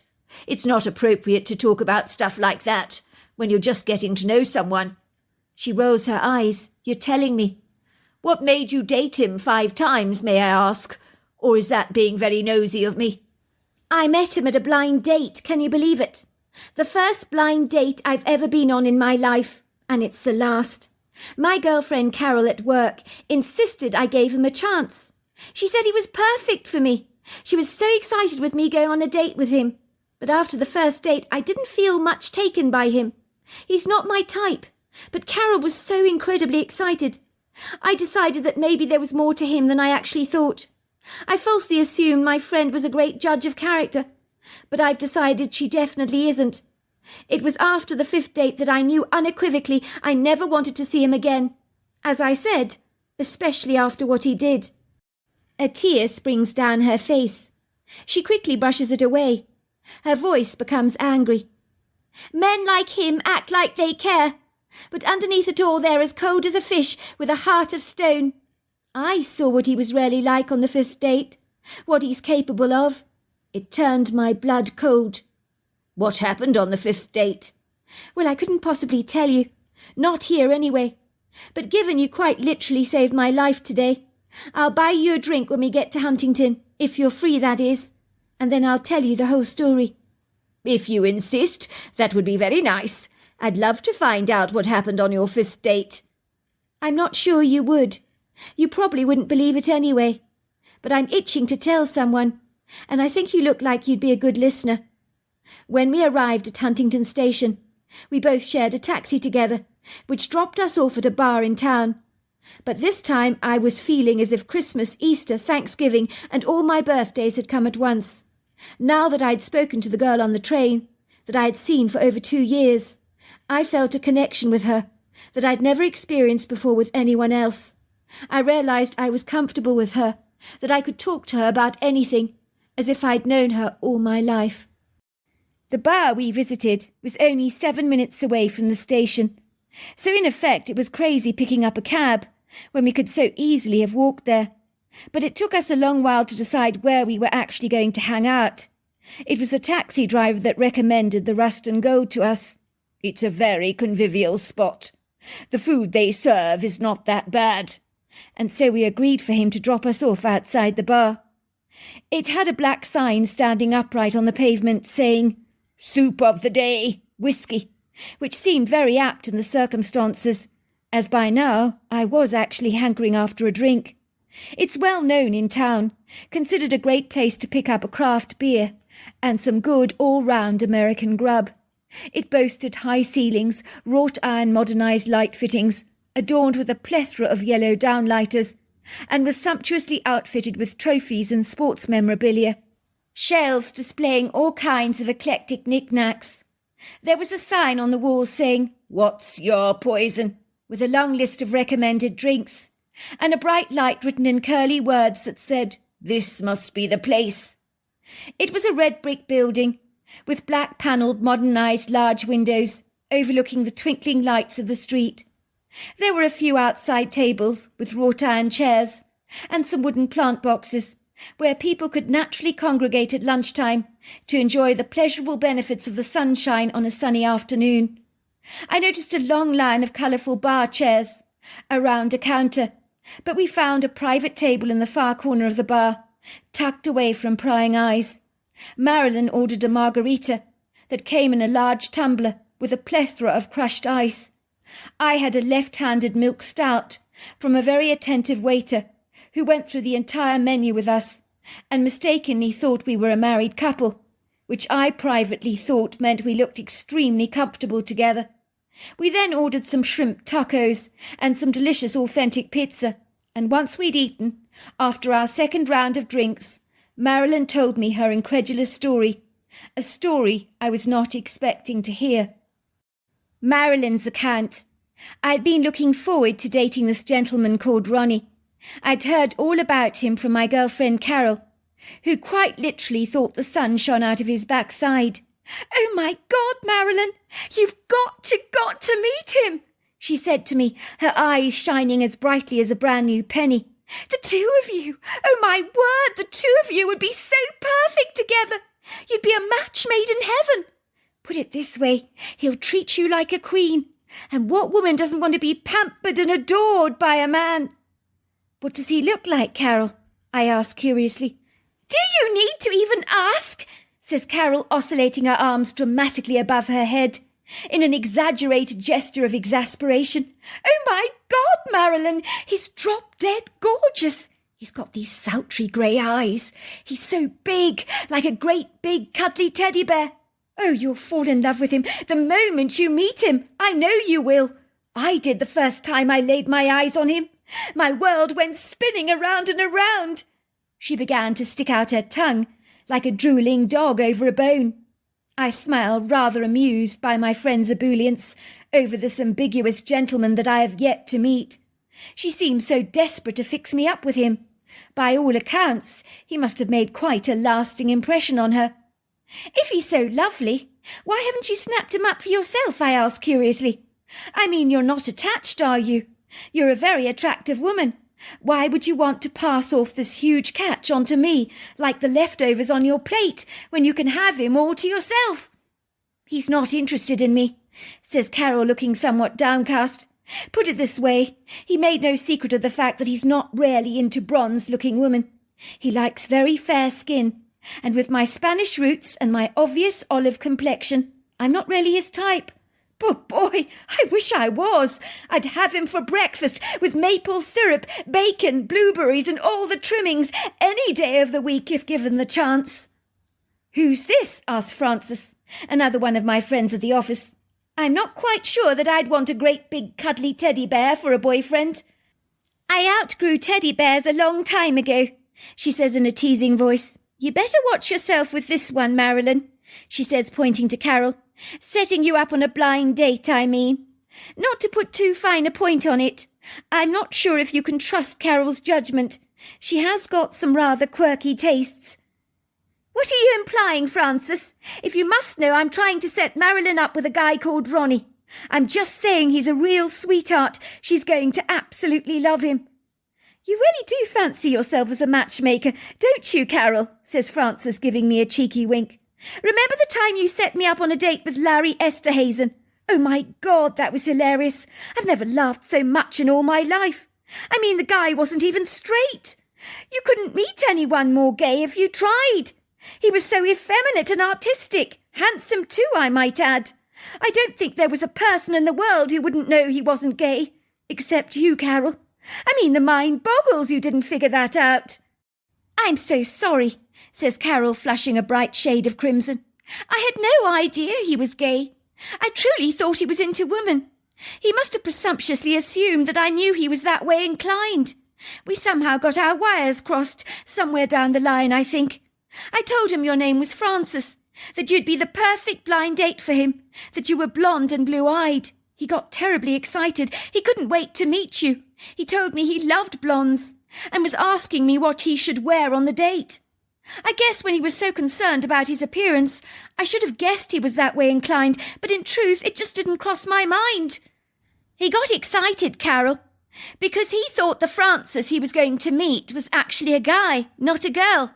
We sat there at the bar, thinking we'd both been stood up.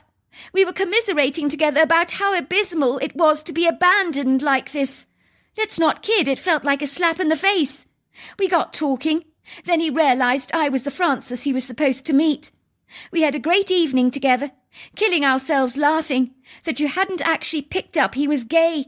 I mean, his mannerisms, Carol, his effusive dramatic gestures. How could you not pick that up? And the way he talked about all the products he uses on his skin and hair. I've never had a boyfriend that ever discussed at length the different ingredients in a moisturiser. I'm sorry, but if he did, it would sound warning bells in my head. No woman wants to date a man with such a stringent beauty routine that makes you feel like a roughneck by contrast. Anyway, Frances and I are the greatest of friends now, so things turned out great in the end.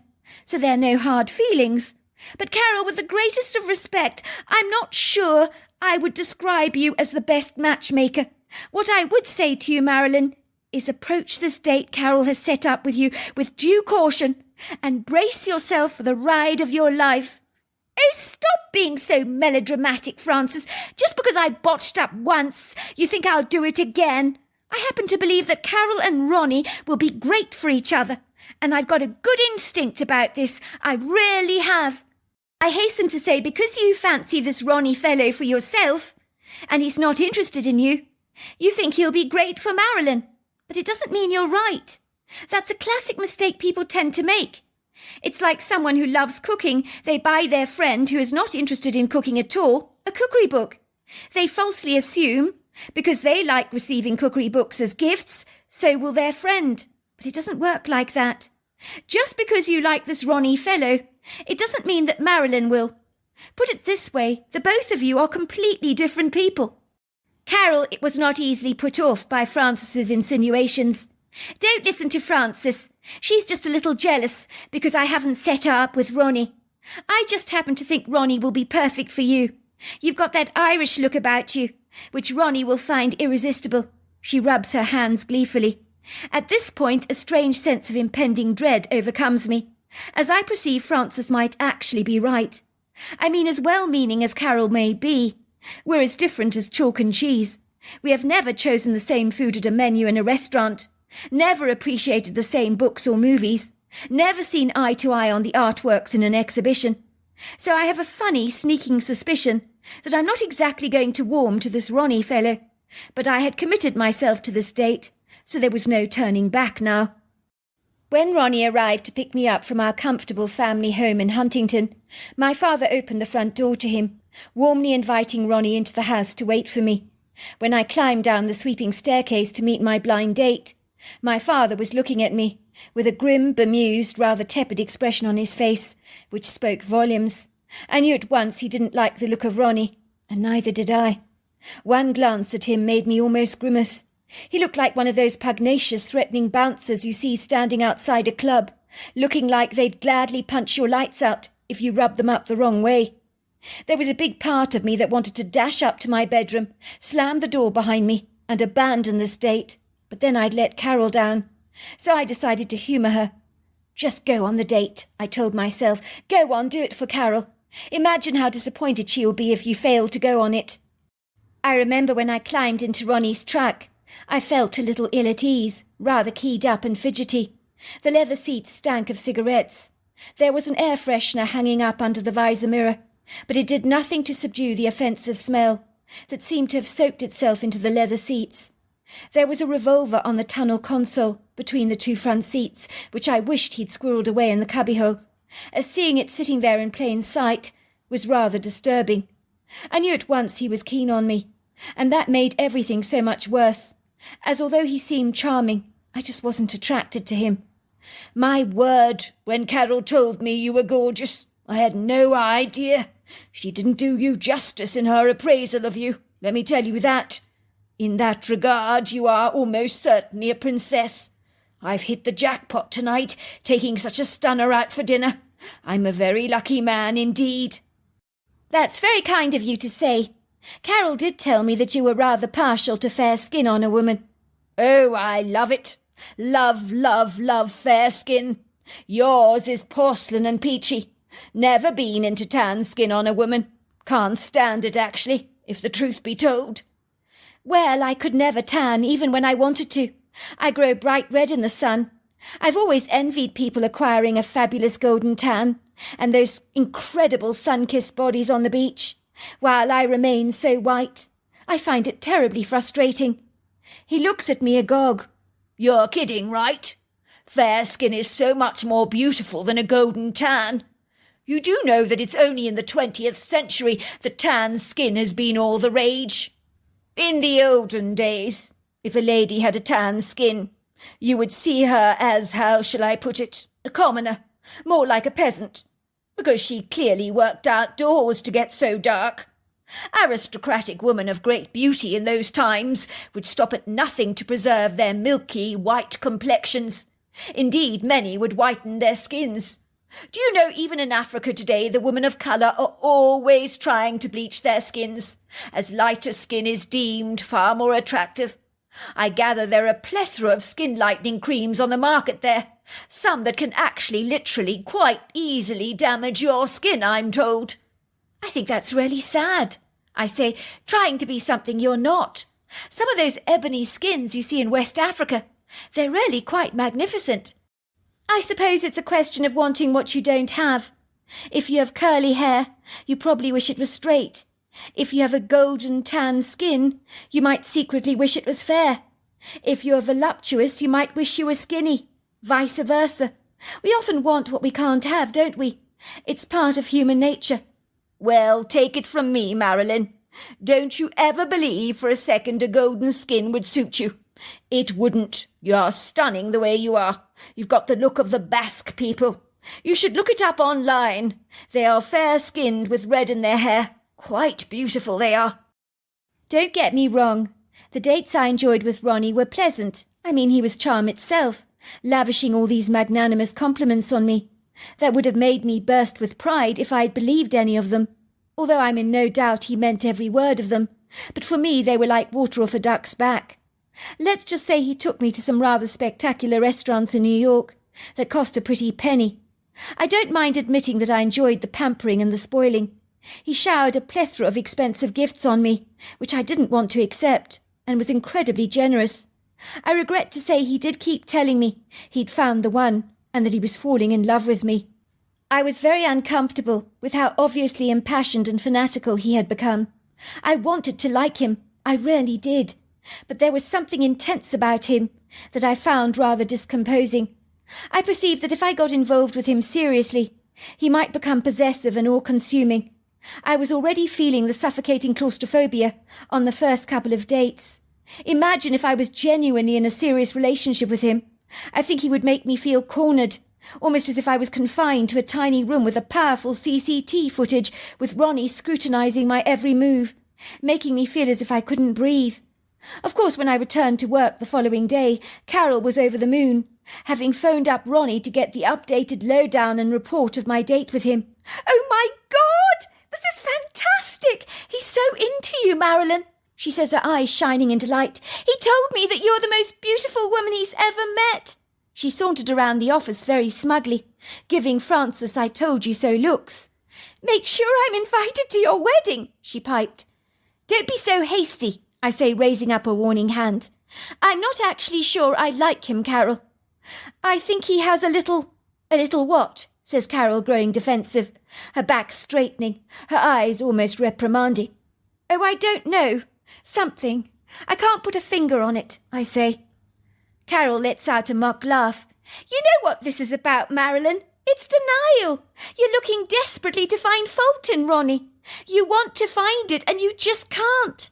He's so perfect you're sure that there must be something wrong with him, because you haven't been so lucky in your previous relationships. Believe me, I know how you feel. But I assure you, Ronnie's the whole package. He won't disappoint you. He'll never let you down. Men like him are hard to find. He's a rare diamond." I honestly do not know why I actually found myself going on a 5th date with Ronnie, but I did. I think part of me felt the need to please Carol. Part of me wondered if Carol might actually be right, and that even if I didn't fancy Ronnie, he might start to grow on me. I knew my mother had not liked my father several months before they got married. Then quite suddenly something shifted in her, and she rarely fell for him. Maybe the same thing would happen to me. I needed to give Ronnie a chance. Yet in truth I could not shake the feeling that his mafia-type looks really did reflect an underlying darker side to his character. That evening, or late afternoon, should I say, Ronnie picked me up from my home in his truck, much earlier than usual. As he said we were travelling further away than usual. He had a lovely surprise up his sleeve. My mother and father both confided in me that afternoon that there was something about Ronnie that actually irked them. "I hope I'm not speaking out of term, sweetheart," says my mother. "There's something about him. I don't know what it is, but I just don't like. I think he's a little intense. Maybe that's what it is." "You feel it too?" I ask my mother. She nods. "What about you, Dad? What do you think about Ronnie?" Well, don't let our opinions influence you, sweetheart. I mean, me and your mother only want you to be happy. That's all that matters to us." "Dad, I want the truth. I have a mind of my own. I don't always agree with you on lots and lots of things, but I would like to know what you actually think of him." The only way I can describe it to you, sweetheart, is when you go up to someone's yard gate. You're reluctant to open it. There's a capricious-looking dog staring at you unnervingly from the other side. He's not acting aggressive, nor is he doing anything to suggest that he's going to attack you. But something about him makes you not want to open that gate, because deep down in your gut you sense he cannot be fully trusted. Well, that's the impression I get of Ronnie. It's so funny you describe him like that. I'm so unsettled by him, but I can't put a finger on what it exactly is. My father raises a quizzical brow. Are you kidding me, Marilyn? Why on earth are you still dating him? You should be listening to your instincts. I don't know, I say very vaguely. I guess I'm trying to prove myself wrong. Carol at work is so insistent that I have found myself a knight in shining armour. She thinks Ronnie is gorgeous. But why don't I find him so attractive then? If I was a Hollywood film producer, I promise you I'd get him to play the lead criminal of the drug cartel, smuggling drugs through West Africa. And I'm not kidding either. It's my mother's turn to look appalled. She's looking at me as if I'm the most idiosyncratic person she's ever had the pleasure to meet. And she's only discovered the strange anomaly about her daughter in the last couple of minutes, and is trying to metabolize this revelatory peculiarity, as if trying to digest a large block of coal that has got stuck at the back of her throat. Oh dear, she says, wiping the beads of sweat that have gathered over her brow. You're very strange, Marilyn. Your behaviour is even stranger, if you don't mind my saying so. I mean, most women, if they get an inkling something's off with their date, you'll never get them to go out with the person ever again. But not you. It's like you're eating a bowl of popcorn, the flavour you don't even like. But you keep eating it in the hopeful expectation that the flavour will suddenly change. But it's set, can't you see that? I mean, this is your 5th date with Ronnie, isn't it? If he makes you feel so ambivalent, so tentatively vacillating, why the hell are you continuing to date the man? If you ask me, you'd be wise to end things now before... Before what? I ask. Before things get out of hand, my father pipes. Your mother's right. There is one thing I can say about this Ronnie guy unequivocally. He does not look like the kind of man that would take a brush off very comfortably. You would do well calling it off now. I think he's complacent. Got quite an ego on him, I see. I wish you had told me your feelings about Ronnie after my first date, and not this late in the day, I say obsequiously. Like you would listen to us, my mother piped. You know how contrary you can be, sweetheart, at times. We'd have probably driven you deeper into his arms. That evening, when Ronnie came to collect me from my home, I knew I needed to end things that night. I was trepidatious and seriously on edge. There was a twisted knot in my stomach, complemented by a bitter taste of nausea that welled up in the back of my throat. I admit I was a tad bewildered to find I was actually trembling. The idea of telling Ronnie I didn't want to see him again was giving me goosebumps, but not in a good way.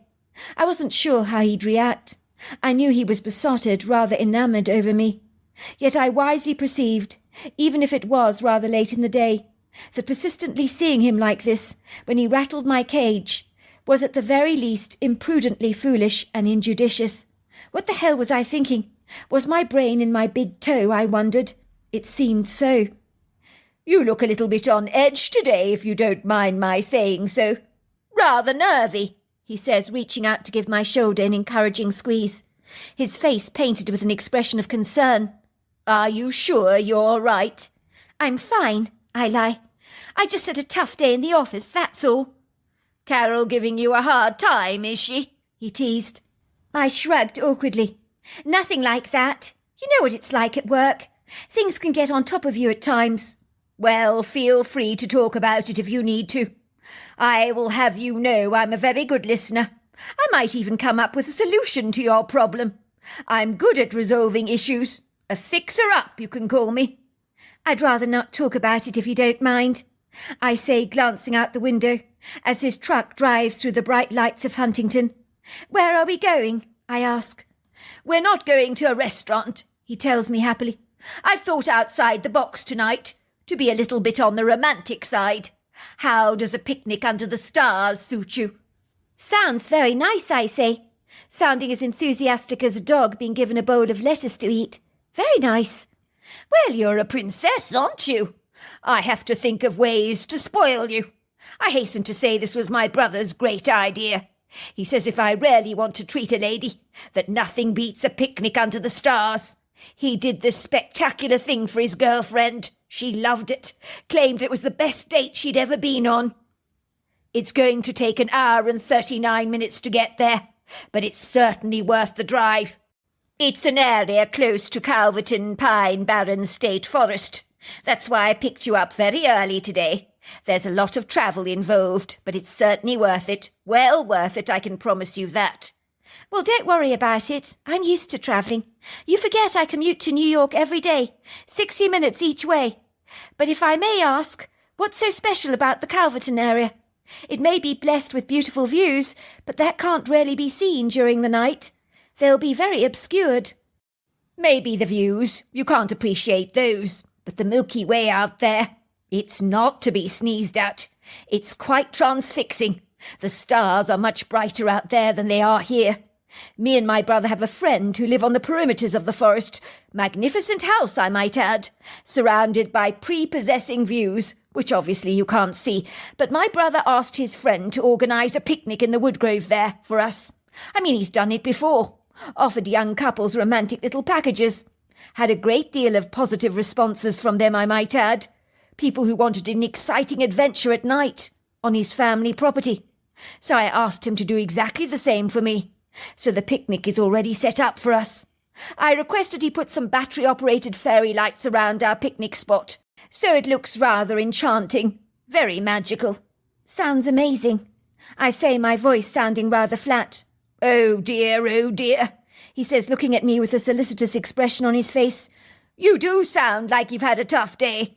But let me assure you, a picnic under the stars is just what you need. You'll find you feel so much better after our first glass of champagne. The drive seemed agonisingly long. As I was tossing around thoughts in my mind like a juggler throwing up half a dozen oranges at a time in their hand, I felt really quite sick. I began to wonder why I'd agreed to come on this date at all. I'd always thought it was wrong to dump people on your cell phone with a heartless message telling them it was over. But now I wished with all my heart that I'd done just that. It might seem cruel, callous, even cold, but it was just like getting a snip.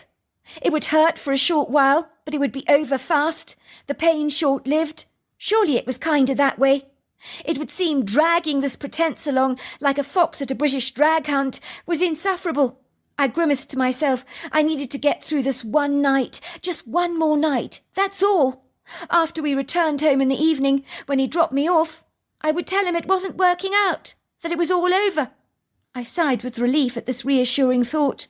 I knew that once this was over, I'd feel like a bird in a gilded cage that could fly again. Ah, we're getting closer to our destination, says Ronnie, his voice conveying his excitement.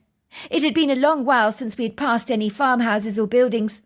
We found ourselves on a dusty road, which caused the Land Rover Discovery to wobble precariously, as tiny little pebbles began to ping buoyantly against the side panels, while the heavy rubber tyres whisked easily through the puddles of water that had filled the hollow dips in the road, spattering the windscreen with a plethora of brown speckles that looked like a Jackson Pollock painting. Ronnie switched on his wipers to wash away the mess. This was due to the recent rain showers that had been in the area of late. I glanced out of the passenger side window. It was quite dark, but the moonlight was generous, and the stars particularly bright. Ronnie was right about that. By all accounts, it felt like we were in the middle of nowhere, as either side of the road was surrounded by billowing rocky embankments, adorned with ubiquitous trees that were swallowed up by the dark shadows of the night. Ah, here we are, says Ronnie, as our truck drove through the open gate, meandering slowly down a long road in a sweeping vertical trajectory, with fields scattered plenteously, with shadowy, rather inconspicuous silhouettes of trees. We drove past a farmhouse that looked like this large, very symmetrical home you would see in a kid's drawing. It was bathed in a soft, gentle moonlight, and a couple of lights were on in the lower and upper stories of the house. We bypassed the farmhouse and drove further along the way, towards the sprawling trees that fringed the field and clearly stretched out for miles beyond. I could see an area through the trees that glittered with bright fairy lights. I knew that this must be where we were heading. Ronnie parked his truck, opened my passenger side door for me, and took my hand in his. I held his hand politely, wishing that he wasn't touching me at all. Still, once this evening was over, I'd never have to see him again. I reminded myself of that. We walked through the path towards the light. I will admit it was a gorgeous evening, punched with a romantic effervescent sparkle. It would have been perfect for a couple in love, I thought. The sounds of crickets and frogs were very shrill tonight, dominating all the background sounds, although I did hear the occasional hoot from an owl and the distant lonely howl of a coyote. I was wearing walking boots. I was glad that I'd been well advised in this regard by Ronnie, as the ground beneath my feet was tumultuous and rocky, strewn with a plethora of leaf litter and rambling late summer undergrowth. Ronnie guided the way, and his torch lit up the path, which was fortunately rather clear. It had been fastidiously well maintained by the owners of the property. It wasn't cold at all on this evening, but pleasantly warm, although a still breeze was blowing against our faces, like hundreds of cool little kisses, or a fan gently blowing against us, like a natural air conditioner. The forest smelt of fragrant flowers and pine. Its scent was very pronounced on this evening. Then I saw it, a tree, with lots and lots of lower branches, that was strewn lavishly with bountiful fairy lights, that was so prolific it looked like the tree was actually on fire. There were even fairy lights in bottles, surrounding what appeared to be several brightly coloured picnic blankets, and cushions scattered bountifully all over the ground. There was a large wicker picnic basket, along with a couple of silver ice buckets, on stands, saddled down with a plethora of crushed ice, containing champagne, bottles of water, and Coca-Cola. Wow, this is lovely. Talk about Moses and the burning bush, I say, my eyes sparkling. It really was lovely. I could still enjoy this evening, I told myself. It was going to be fun. The twinkling silvery stars that bespeckled the firmament, along with the generous moonlight that danced through the canopy, made it all the more prepossessing. I could not help but concede that no one had done anything as lovely as this before for me, and despite everything, Ronnie did know how to make a woman feel special. "This is gorgeous, Ronnie," I said. "Thank you very much." I thought you would like it. I hoped it would lift your spirits. I couldn't help noticing how down in the dumps you've been all the way here. I know what it's like having a rough day at the office. It isn't easy. He walks over towards the champagne and lifts up a frosty bottle and pops it open. He hands me a sparkling glass. The fizz tickles the back of my throat, and the champagne is pleasingly mellow, rather fruity, on the tongue, that is. "To us," he says, raising a glass. "To the Woodgrove," I say. I know my friend Carol is right. Ronnie is a sweetheart. I mean, he's gone out of a limb tonight on my account to make everything perfect. I just wish I could like him more. I really do. But I was constantly wrestling with an unfathomable feeling that rudely tampered with my impressions of this man. Before long, I'd drunk back a couple of glasses of champagne, which immediately washed away most of my inhibitions. I became calmer, more giggly, as we tucked into a delicious spread and talked. At least Ronnie was a gentleman, I'll give him that. He did sense the physical boundaries between us and seemed to respect them. The picnic spread was delicious, and I hungrily tucked into cold meats, potato salad, warm garlic bread, and warm kebabs that obviously had only just been cooked and were still quite hot. It was delicious. Ronnie is sitting away from the tree with all the sparkling lights on it. He's telling me all about his extended family, but I'm not actually listening. I've just observed a very tall figure, standing right next to the tree, watching us inquisitively. I think it falsely perceived we were so caught up in conversation that we wouldn't even know he or she was actually there. If I had not noticed it move ever so slightly, I might not have observed it standing there. It might have appeared just like one of the cardboard cutouts of the trees. I genuinely believe most people would never have observed it standing there. I could feel my heart pounding with excitement. I unequivocally know exactly what I'm observing. There is no doubt about it in my mind, and the corners of my mouth turn up into a wide smile that I cannot suppress, which Ronnie thinks means that I'm very engaged in his conversation and finding it very humorous. So he prattles on blindly, oblivious to the fact that my focus is on this creature and not on him. "So my mother, well, she's quite the cook, and last Saturday—" His words drone laboriously on and on, but barely anything he is saying is permeating. I'm completely weather-resistant to Ronnie now. I'm just absorbed in the Bigfoot that I know is standing not far away from us. I know it realised I've seen it. I think it's quite perturbed by this. I imagine these elusive creatures are not usually caught out, but I've always been highly observant and very sharp with my eyes. The yellow eyes of the creature meet mine, and for a brief moment in time, we're locked in a stare.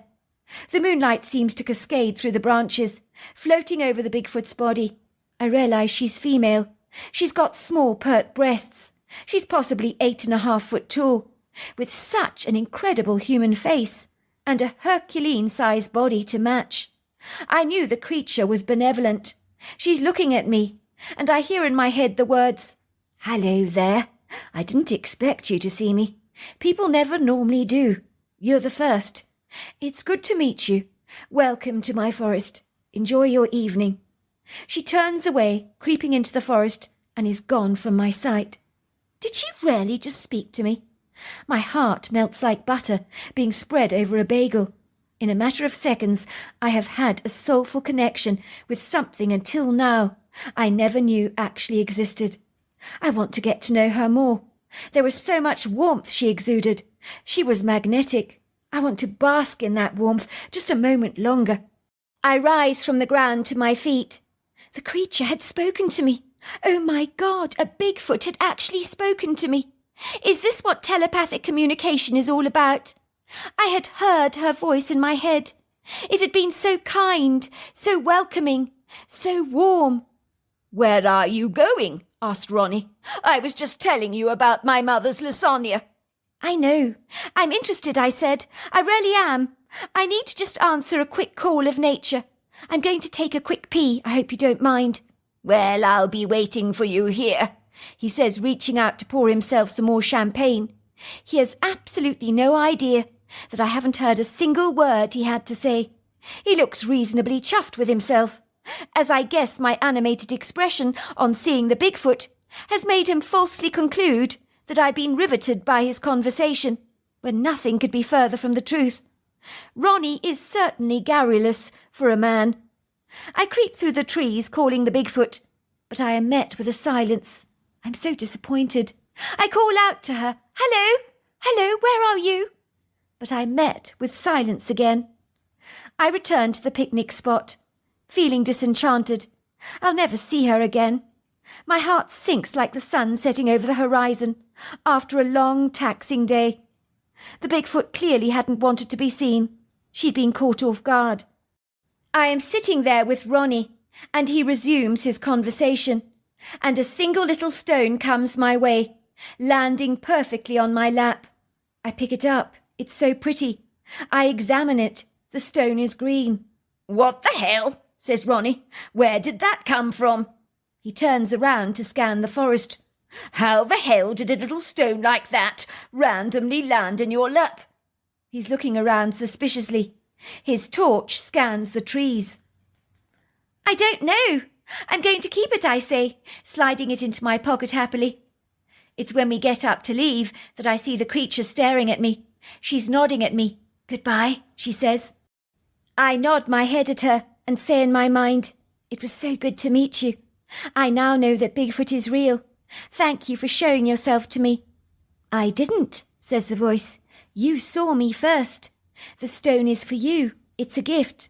I wanted to give you something to remember me by, because I like you." Ronnie is looking at me curiously. "What the hell are you looking at?" he asks, perturbed. He now scans the wood where I'm looking.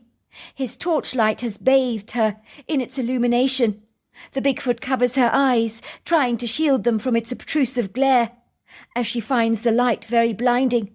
"Bloody hell!" says Ronnie, pulling out his revolver from his holty and chasing after the Bigfoot, firing shots at it. If she hadn't been so nimble and fast on her feet, he could have shot her, but I'm so glad he didn't succeed.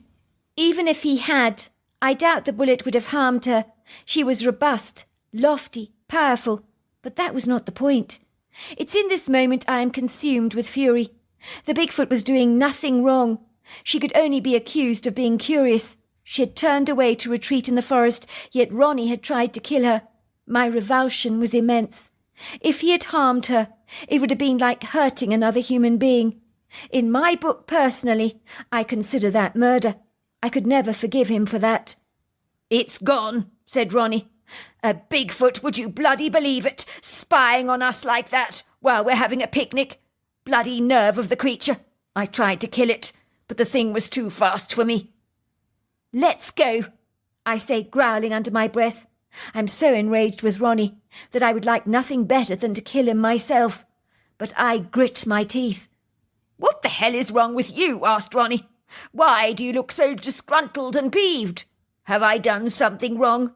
"What's wrong with me? Are you completely insane? I'll tell you what's wrong with me. You tried to kill that beautiful Bigfoot tonight. There wasn't a bad bone in her body. She was doing nothing to harm us, but you wanted to harm her. What kind of a monster are you? Have you got no compassion? That Bigfoot, couldn't you see? She was so human. She was like you or me. No different, only she had hair." Ronnie laughs. "You've had too much to drink. Those creatures need to be taken out. We don't want them skulking around like vermin. Some of them are probably dangerous. I was protecting you." "I don't need protecting from you, Ronnie."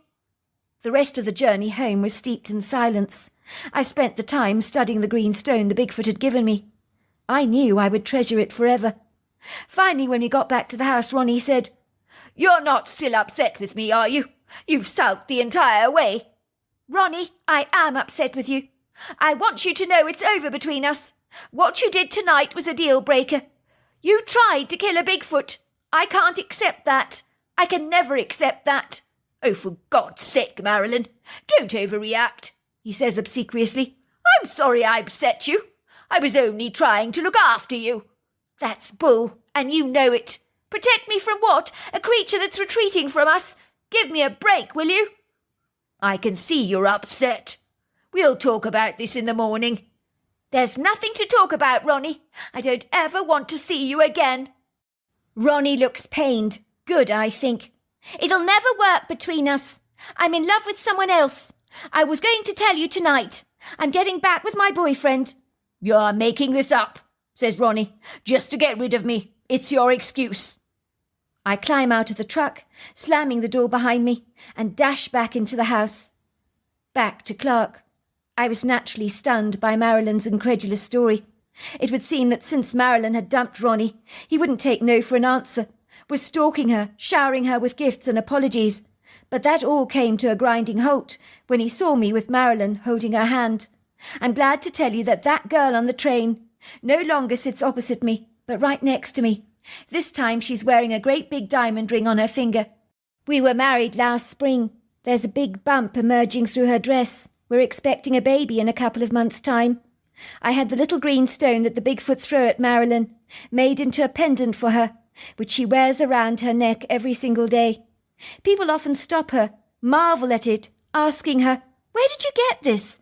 She'll always say, "You wouldn't believe me if I told you." So there you are. That's my story. Dear Sarah and all your lovely listeners, my name is Natalie, and I grew up in a small North American neighbourhood in a very standard symmetrical home that looked rather like a pretty doll's house from the outside, which was why all the locals in our area called the house that we owned the Dolls. I gather it was designed by a phenomenal architect of the time, which meant that every attention was given to the more modern styles of the interior living space, where emphasis was given to open-plan living, spacious bedrooms and sumptuous entertainment areas. We had a beautiful front and back yard that was always ablaze with beds of colourful blooms and large terracotta pots filled with bountiful displays of pretty, visually eye-catching flowers.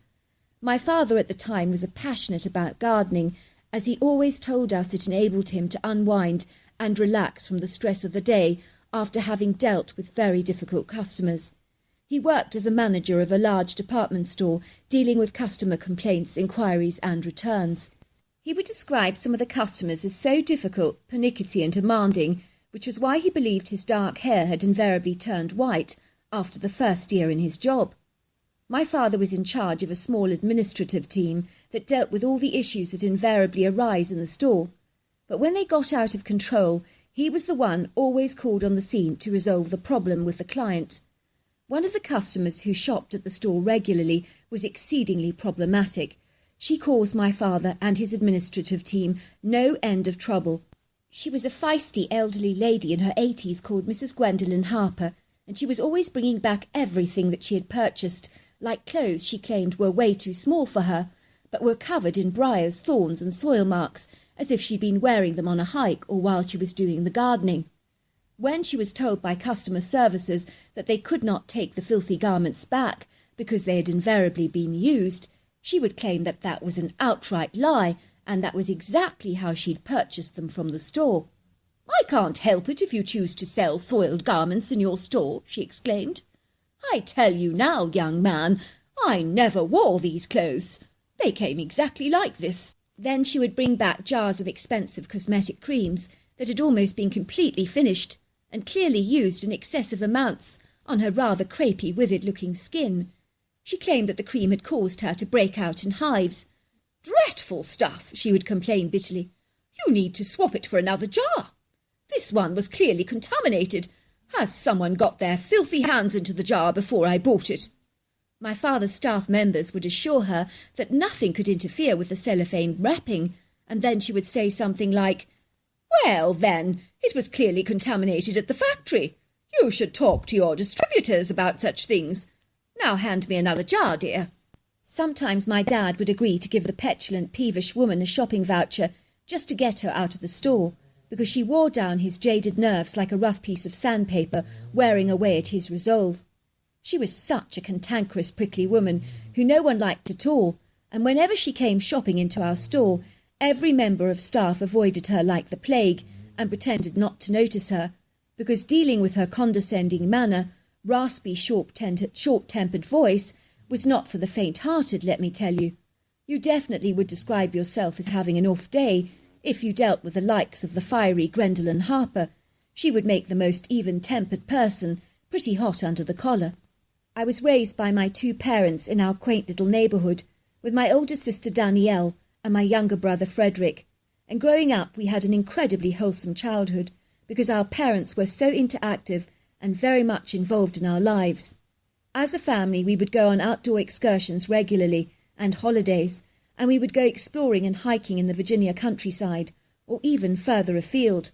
I really adored West Virginia because it is such an exquisite part of the world to live, with stunning mountainous valleys, dreamy forests, rugged outcrops, silvery lakes, farmers' fields, and indigenous wildlife, and let's not forget, so much more. One day when I was about 13 years old and my dad was driving our family car on a West Virginia highway at the dead of night, as we were returning home from a camping trip, I remember my dad saying, "What the heck is that?" It all happened so fast as we watched this hairy giant-like humanoid creature. It was colossal in size and excessively burly and muscular, covered in long flowing auburn hair, and it dashed across the road at an uncannily fast speed, taking 5-foot strides. I observed it was swinging its overlong arms backwards and forwards. The critter turned to look at us for a very brief second, and that was when we noticed his human-like face and the red eye shine that emanated from his deep-set eyes. We watched the critter in awe as it literally bounded over the guardrail, down a grassy embankment to the wooded area beyond, and it moved with such a seamless grace. In that extraordinary, exhilarating second, I knew without a shadow of a doubt that we had observed a Bigfoot, and it was the most exhilarating moment of my entire young life. The first thing I remember my mother said was, "Wow, what a gorgeous creature. I wonder what on earth he is." As kids, my siblings and I were squealing at the back of the car, "We saw Bigfoot! We saw Bigfoot!" We were so ecstatic about our brief encounter. After such a surreal, scant experience, I had this huge yearning to have a one-on-one encounter with Bigfoot myself. I heavily researched the subject, much to the amusement of both my parents, who thought my fascination for Bigfoot was endearing. My mother reminded me over and over again that the odds of encountering a Bigfoot again were very much stacked against me, and I had about as much chance of seeing him again as winning the national lottery. I knew she was right, because by nature they're elusive and reticent creatures, so an opportunity of a decent one-on-one encounter with the ambiguous hairy man was indeed very slim. But even so, I wasn't going to stop hoping and praying that one day it might just actually happen. I did have a friend in West Virginia who claimed that she was terrorised by a Bigfoot on her property that kept pilfering their chickens and was exceedingly aggressive. But I assure you nothing she could have ever said or done could have dampened my enthusiasm and passion for finding this indefinable, bewildering cryptid beast that had left an indelible mark on my life for such a minuscule chance encounter. Fast forward a few years, and by this time I was about 16 years old, and I took on a holiday job at my uncle's funeral home because he paid exceedingly well, and I could do with the pocket money. It would seem that the administrative assistant who dealt with all the paperwork regarding deceased estates had come down with a bad bout of pneumonia and had subsequently been hospitalised. I eagerly accepted the temporary job, which I did not think would be that difficult, as I was very good at dealing with people and answering phone calls. I rarely believed it would be a plain sailing and very simple job. I couldn't have been more wrong. The first week that I was in the offices, everything ran very smoothly, until it seemed that the funeral parlour was suddenly inundated with a large number of sudden deaths, which I gather sometimes does happen. It would seem that unfortunately, due to staff shortages, it invariably meant I had to get much more involved with parts of the job I had seriously hoped to avoid, like ushering in the frequent deliveries of dead bodies to the morgue for cold storage, and of course talking to relatives about the funeral arrangements for their loved ones. It was a very challenging time for me because people all react to death very differently, and dealing with raw emotions is never easy at the best of times. It rarely felt as if I'd been thrown into the deep end of a shark-infested tank. One day a very pretty auburn-haired, blue-eyed young woman who looked like a startled fish out of water entered the funeral parlour, and she told me that her grandmother was being autopsied downtown at the medical examiner's morgue because her manner of death was exceedingly questionable. "It'll be released to your funeral home later," she informed me, "once the medical examiner is finally satisfied with her findings. I just want to get cracking with the funeral plans, if I may." "Of course," I said. "Come this way." I gestured to the lady as she followed me into the office. "I know who did it," she whispered, "but I daren't tell anyone in case I get sectioned." "You know who did what?" I asked the lady as she sat down at the desk. "I know who murdered my grandmother," she said. I couldn't believe what I was hearing. I looked at the young lady in surprise because it seemed to me so absurd that she would be keeping such a startling revelation from the police and confiding in me of all people. I mean, I was helping with funeral arrangements for her grandmother. Why was she telling me all this stuff? I wondered to myself privately. "People think my Uncle Nell did her in because he despised her so much," she continued. "But I saw the murder for myself. I was hiding, you see. I saw the whole thing before my very eyes."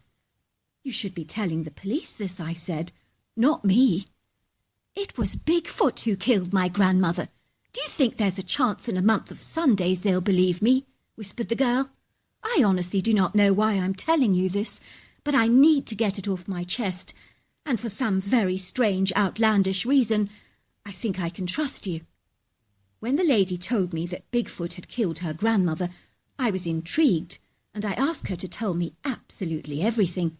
I could feel my heart fluttering in my chest with excitement, because this was as close to a personal encounter with a hairy man as I was ever likely to get. "Well, I can't really blame the Bigfoot for what he did," said the lady. "I mean, my grandmother was chasing after him with a pitchfork in the middle of the night because he was pilfering some of her apples from her trees, and she was incandescent with rage. You see, my grandmother is a very, very possessive woman, and she's as tight as you can get, so much so that she can't even bear to part with a few apples. She's that tight." "Wow," I said. "Now that is mean." The girl continued, "All I saw at the time was this colossal, hairy creature running into the woods, and I actually thought it was a bear. My grandmother," she said, leaning forward, "I don't wish to speak ill of the dead, but she was a horrible, horrible, nasty woman with a temper on her that was so bad that even her own farm dogs kept a wary distance from her." "Wow, that's incredible," I said, "especially for dogs." That evening I reluctantly decided to follow my grandmother into the woods, because she's very frail and not robust these days. She's in her 80s, you know, and so I was concerned that she would fall over and hurt herself or be mauled by that bear she was chasing. Sometimes she has no common sense whatsoever. I mean, who in their right mind tries to antagonise a bear? But my grandmother was never in her right mind, so to speak. So I had to follow her in the woods, and I saw the huge creature standing there. And that was when I realised at once it wasn't a bear, but a Bigfoot. I was absolutely gobsmacked to see a creature like that out in nature. It was like the critter was waiting for her and was expecting some kind of interaction with my grandmother, which is incredibly peculiar because they're usually evasive and very elusive, from what I understand. But this one was behaving out of character for the species. I think he was so amazed that my grandmother was actually bold enough to chase after him. I mean, this thing was big, and when I say big, I mean colossal. It was covered in long, tawny brown hair, and it was like a humanoid ape with very overlong arms and powerful, strong legs, and a massive human-like hand, the likes that I've never seen before. This thing was easily over 1,000 pounds, I'd guess about 4 foot wide and about 9 foot tall, and it had a cone-shaped head and a very long angular face. I was terrified by this Bigfoot because, let me tell you something for nothing, you know when you're observing a formidable beast. This thing was enormous, and I sensed I was in the presence of a very dangerous apex predator. But my fractious, balmy grandmother was absolutely fearless and seemingly very aggressive towards the creature. She kept screaming at him, "No one steals my apples! You hear me? No one steals my apples! You hear me?" And she tried to attack the creature with her pitchfork, but she kept missing. "You are kidding," I said. "She did that to a Bigfoot. I'm not joking." I know this sounds exceedingly peculiar and off the charts crazy, and I can't fathom it myself, but I promise you that this Bigfoot actually seemed so fascinated and very impressed by my grandmother's courage. He didn't know that she was naturally a very pig-headed and confrontational person at the very best of times. The Bigfoot actually snatched the pitchfork directly from my grandmother's hands and threw it into the stream, and he did this with a distinct look of amusement on his face. I think he thought it was a big game. The pitchfork, I noticed, was being carried away by the strong current of the stream, and my grandmother, with her frail, wobbly legs, was thumping around in the darkness trying to grab the pitchfork, and she was nearly flying down the rocky alcove to the stream, but the creature caught her in time, because I guess he knew that she would harm herself and was about to fall over. "You mean he rescued her?" I asked in amazement. "In my book, that's not murder." "Well, the trouble is that the creature was so monumentally big. I think he was unaware of his own powerful strength, and as he pulled my grandmother away from the stream with such a brute force to protect her, of course, his powerful movements literally snapped her neck. Imagine for a moment picking up an ant off the ground. It's an easy kill with one of those tiny creatures. You just have to pick one of them up and squeeze them with your fingers, even when you're not trying to do so. Well, it looked rather like that. So that was how my grandmother ended up being killed by the beast, but I know he did not intend her any harm. So she continued, "It would seem that the Bigfoot, in his efforts to rescue my grandmother from falling over the rocky ledge to the stream, caused her extensive bruising, which the medical examiner deems very suspicious. I naturally couldn't tell anyone the Bigfoot did it, because they'll think I'm completely loopy, and I can't risk that to my reputation. You see, I'm studying law at university, and I don't want to be typecast as a fruitcake." "Well, why don't you tell the police that you think a bear actually attacked your grandmother?" I suggested, "and then you don't have to mention the Bigfoot at all. That way it would explain the large bruises on her body. It's a win-win situation for everyone. Your uncle will get off the hook as a potential suspect, and the morgue will put down the cause of death as an animal attack, which is indirectly true." "Good point," she said. "Why didn't I think about that before? After all, when I first saw the Bigfoot, I did actually think he was a bear." "Good point," I said. "Tell me, what did the Bigfoot do when he actually realised that your grandmother was dead? I'm sorry, I'm a little curious about that." "The funny thing is, he seemed really quite upset about it, and he kept trying to wake her up. He shook her body very violently and even slapped her cheeks, and he did make a very low guttural whining sound, as if he was rather distressed about it. It transpired that he realised that she was deceased, so he just glided away into the woods, and, oh my word, when he moved was he graceful. He was extraordinary to watch. I saw everything very clearly, because, it was a very bright night with a full moon. I know the creature didn't intend to harm her, so it really was an accidental killing, if you like. Not really a murder. Of course it's not, and it's an extraordinary story, I said. You've no idea how thankful I am that you shared it with me, because I've always had a huge passion for Bigfoot, and I do not believe that all of them are hardened killers. I knew you would believe me, she said, looking delighted. I'm so glad to have been able to share my story with someone. I do feel so sorry for the Bigfoot, because I don't think it would have harmed my grandmother intentionally. But the trouble is, he was rough with a frail old woman. I mean, she did have a replacement hip last year, so I think he was oblivious to how vulnerable she actually was.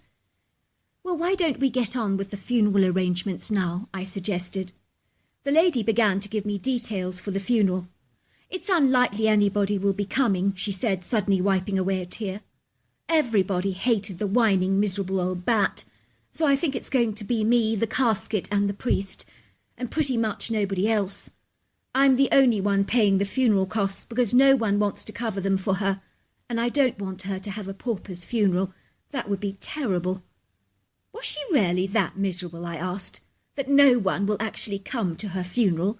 I mean, that's ridiculously sad if you ask me. I'm afraid so. Even her own children are happy that she's expired. They hated her with a fervent passion, I'm telling you. What was her name, your grandmother, I mean? I said, scribbling down the funeral details on a form. Her name was Gwendolyn Harper. I know that name, I said. Oh, yes. I do believe that your grandmother was my father's most annoying client, always bringing everything back that she purchased with the most outlandish excuses. Your grandmother is the reason my dad reckons his hair went white. Why does that not surprise me? She laughed. A couple of days later, when finally the medical examiner had released the body of Gwendolyn Harper, concluding that an animal attack, like a bear, had possibly caused her tragic demise, I was determined to have a peek at the corpse for myself. So when her granddaughter eventually came to view the open casket, I offered to join her for moral support. That was the first time in my life that I've ever observed a dead body. The lifeless corpse of the frail old lady looked like a vacant vessel, and she did look like a very normal old lady, although there were very definite skull marks deeply entrenched at the corners of her mouth, which gave away that she was usually most often scowling. I know it sounds strange, but something very odd happened while we were standing there in the mortuary. I felt as if there was a blast of freezing cold air that suddenly entered the room. It's her, said the granddaughter. She's here. I can feel that she's not happy. It was an experience that left me feeling incredibly unsettled, because I know I never imagined it. When I told my uncle about the cold air that entered the mortuary, he told me that he had stories about the funeral parlour that would make my hair curl, so I never asked him to elaborate, because I didn't want to hear any of them. That night I actually told my dad about Gwendolyn Harper's funeral, and that no one would actually be attending it because she was despised by everybody. My father was moved to the point of tears, and even though he never liked Gwendolyn, he actually organised for over 20 people from his staff in the store to come to Gwendolyn's funeral. So they all came along. The priest asked anyone if they actually wanted to speak, so my father took that opportunity to get up onto the podium to say a few words. It would be a very sad old world if we were all the same. It would seem that God has made us uniquely individual, and we should be grateful for the vast range of colours that make up the fabric of the human soul. Some colours we may warm to, and others may be cold, but every colour is significant and supremely special, because in God's sight we are all precious and valuable, as is indeed our dear sister Gwendolyn. I thought my father's speech was absolutely amazing, and although as yet I have not had a personal encounter with a Bigfoot, I am still hoping. So there you are. That's my story. Well, hello there. I hope you enjoyed the Omnibus edition. We've got many more coming our way for you to listen to. Sending you love wherever you are in the world, in North America, Canada, Kenya, wherever you may be. I send you lots and lots of love. Thank you for listening to my Omnibus, and I really do hope you enjoyed it, because that's the whole idea about it, is to give you some interesting stories to listen to. So until next time, goodbye and good night.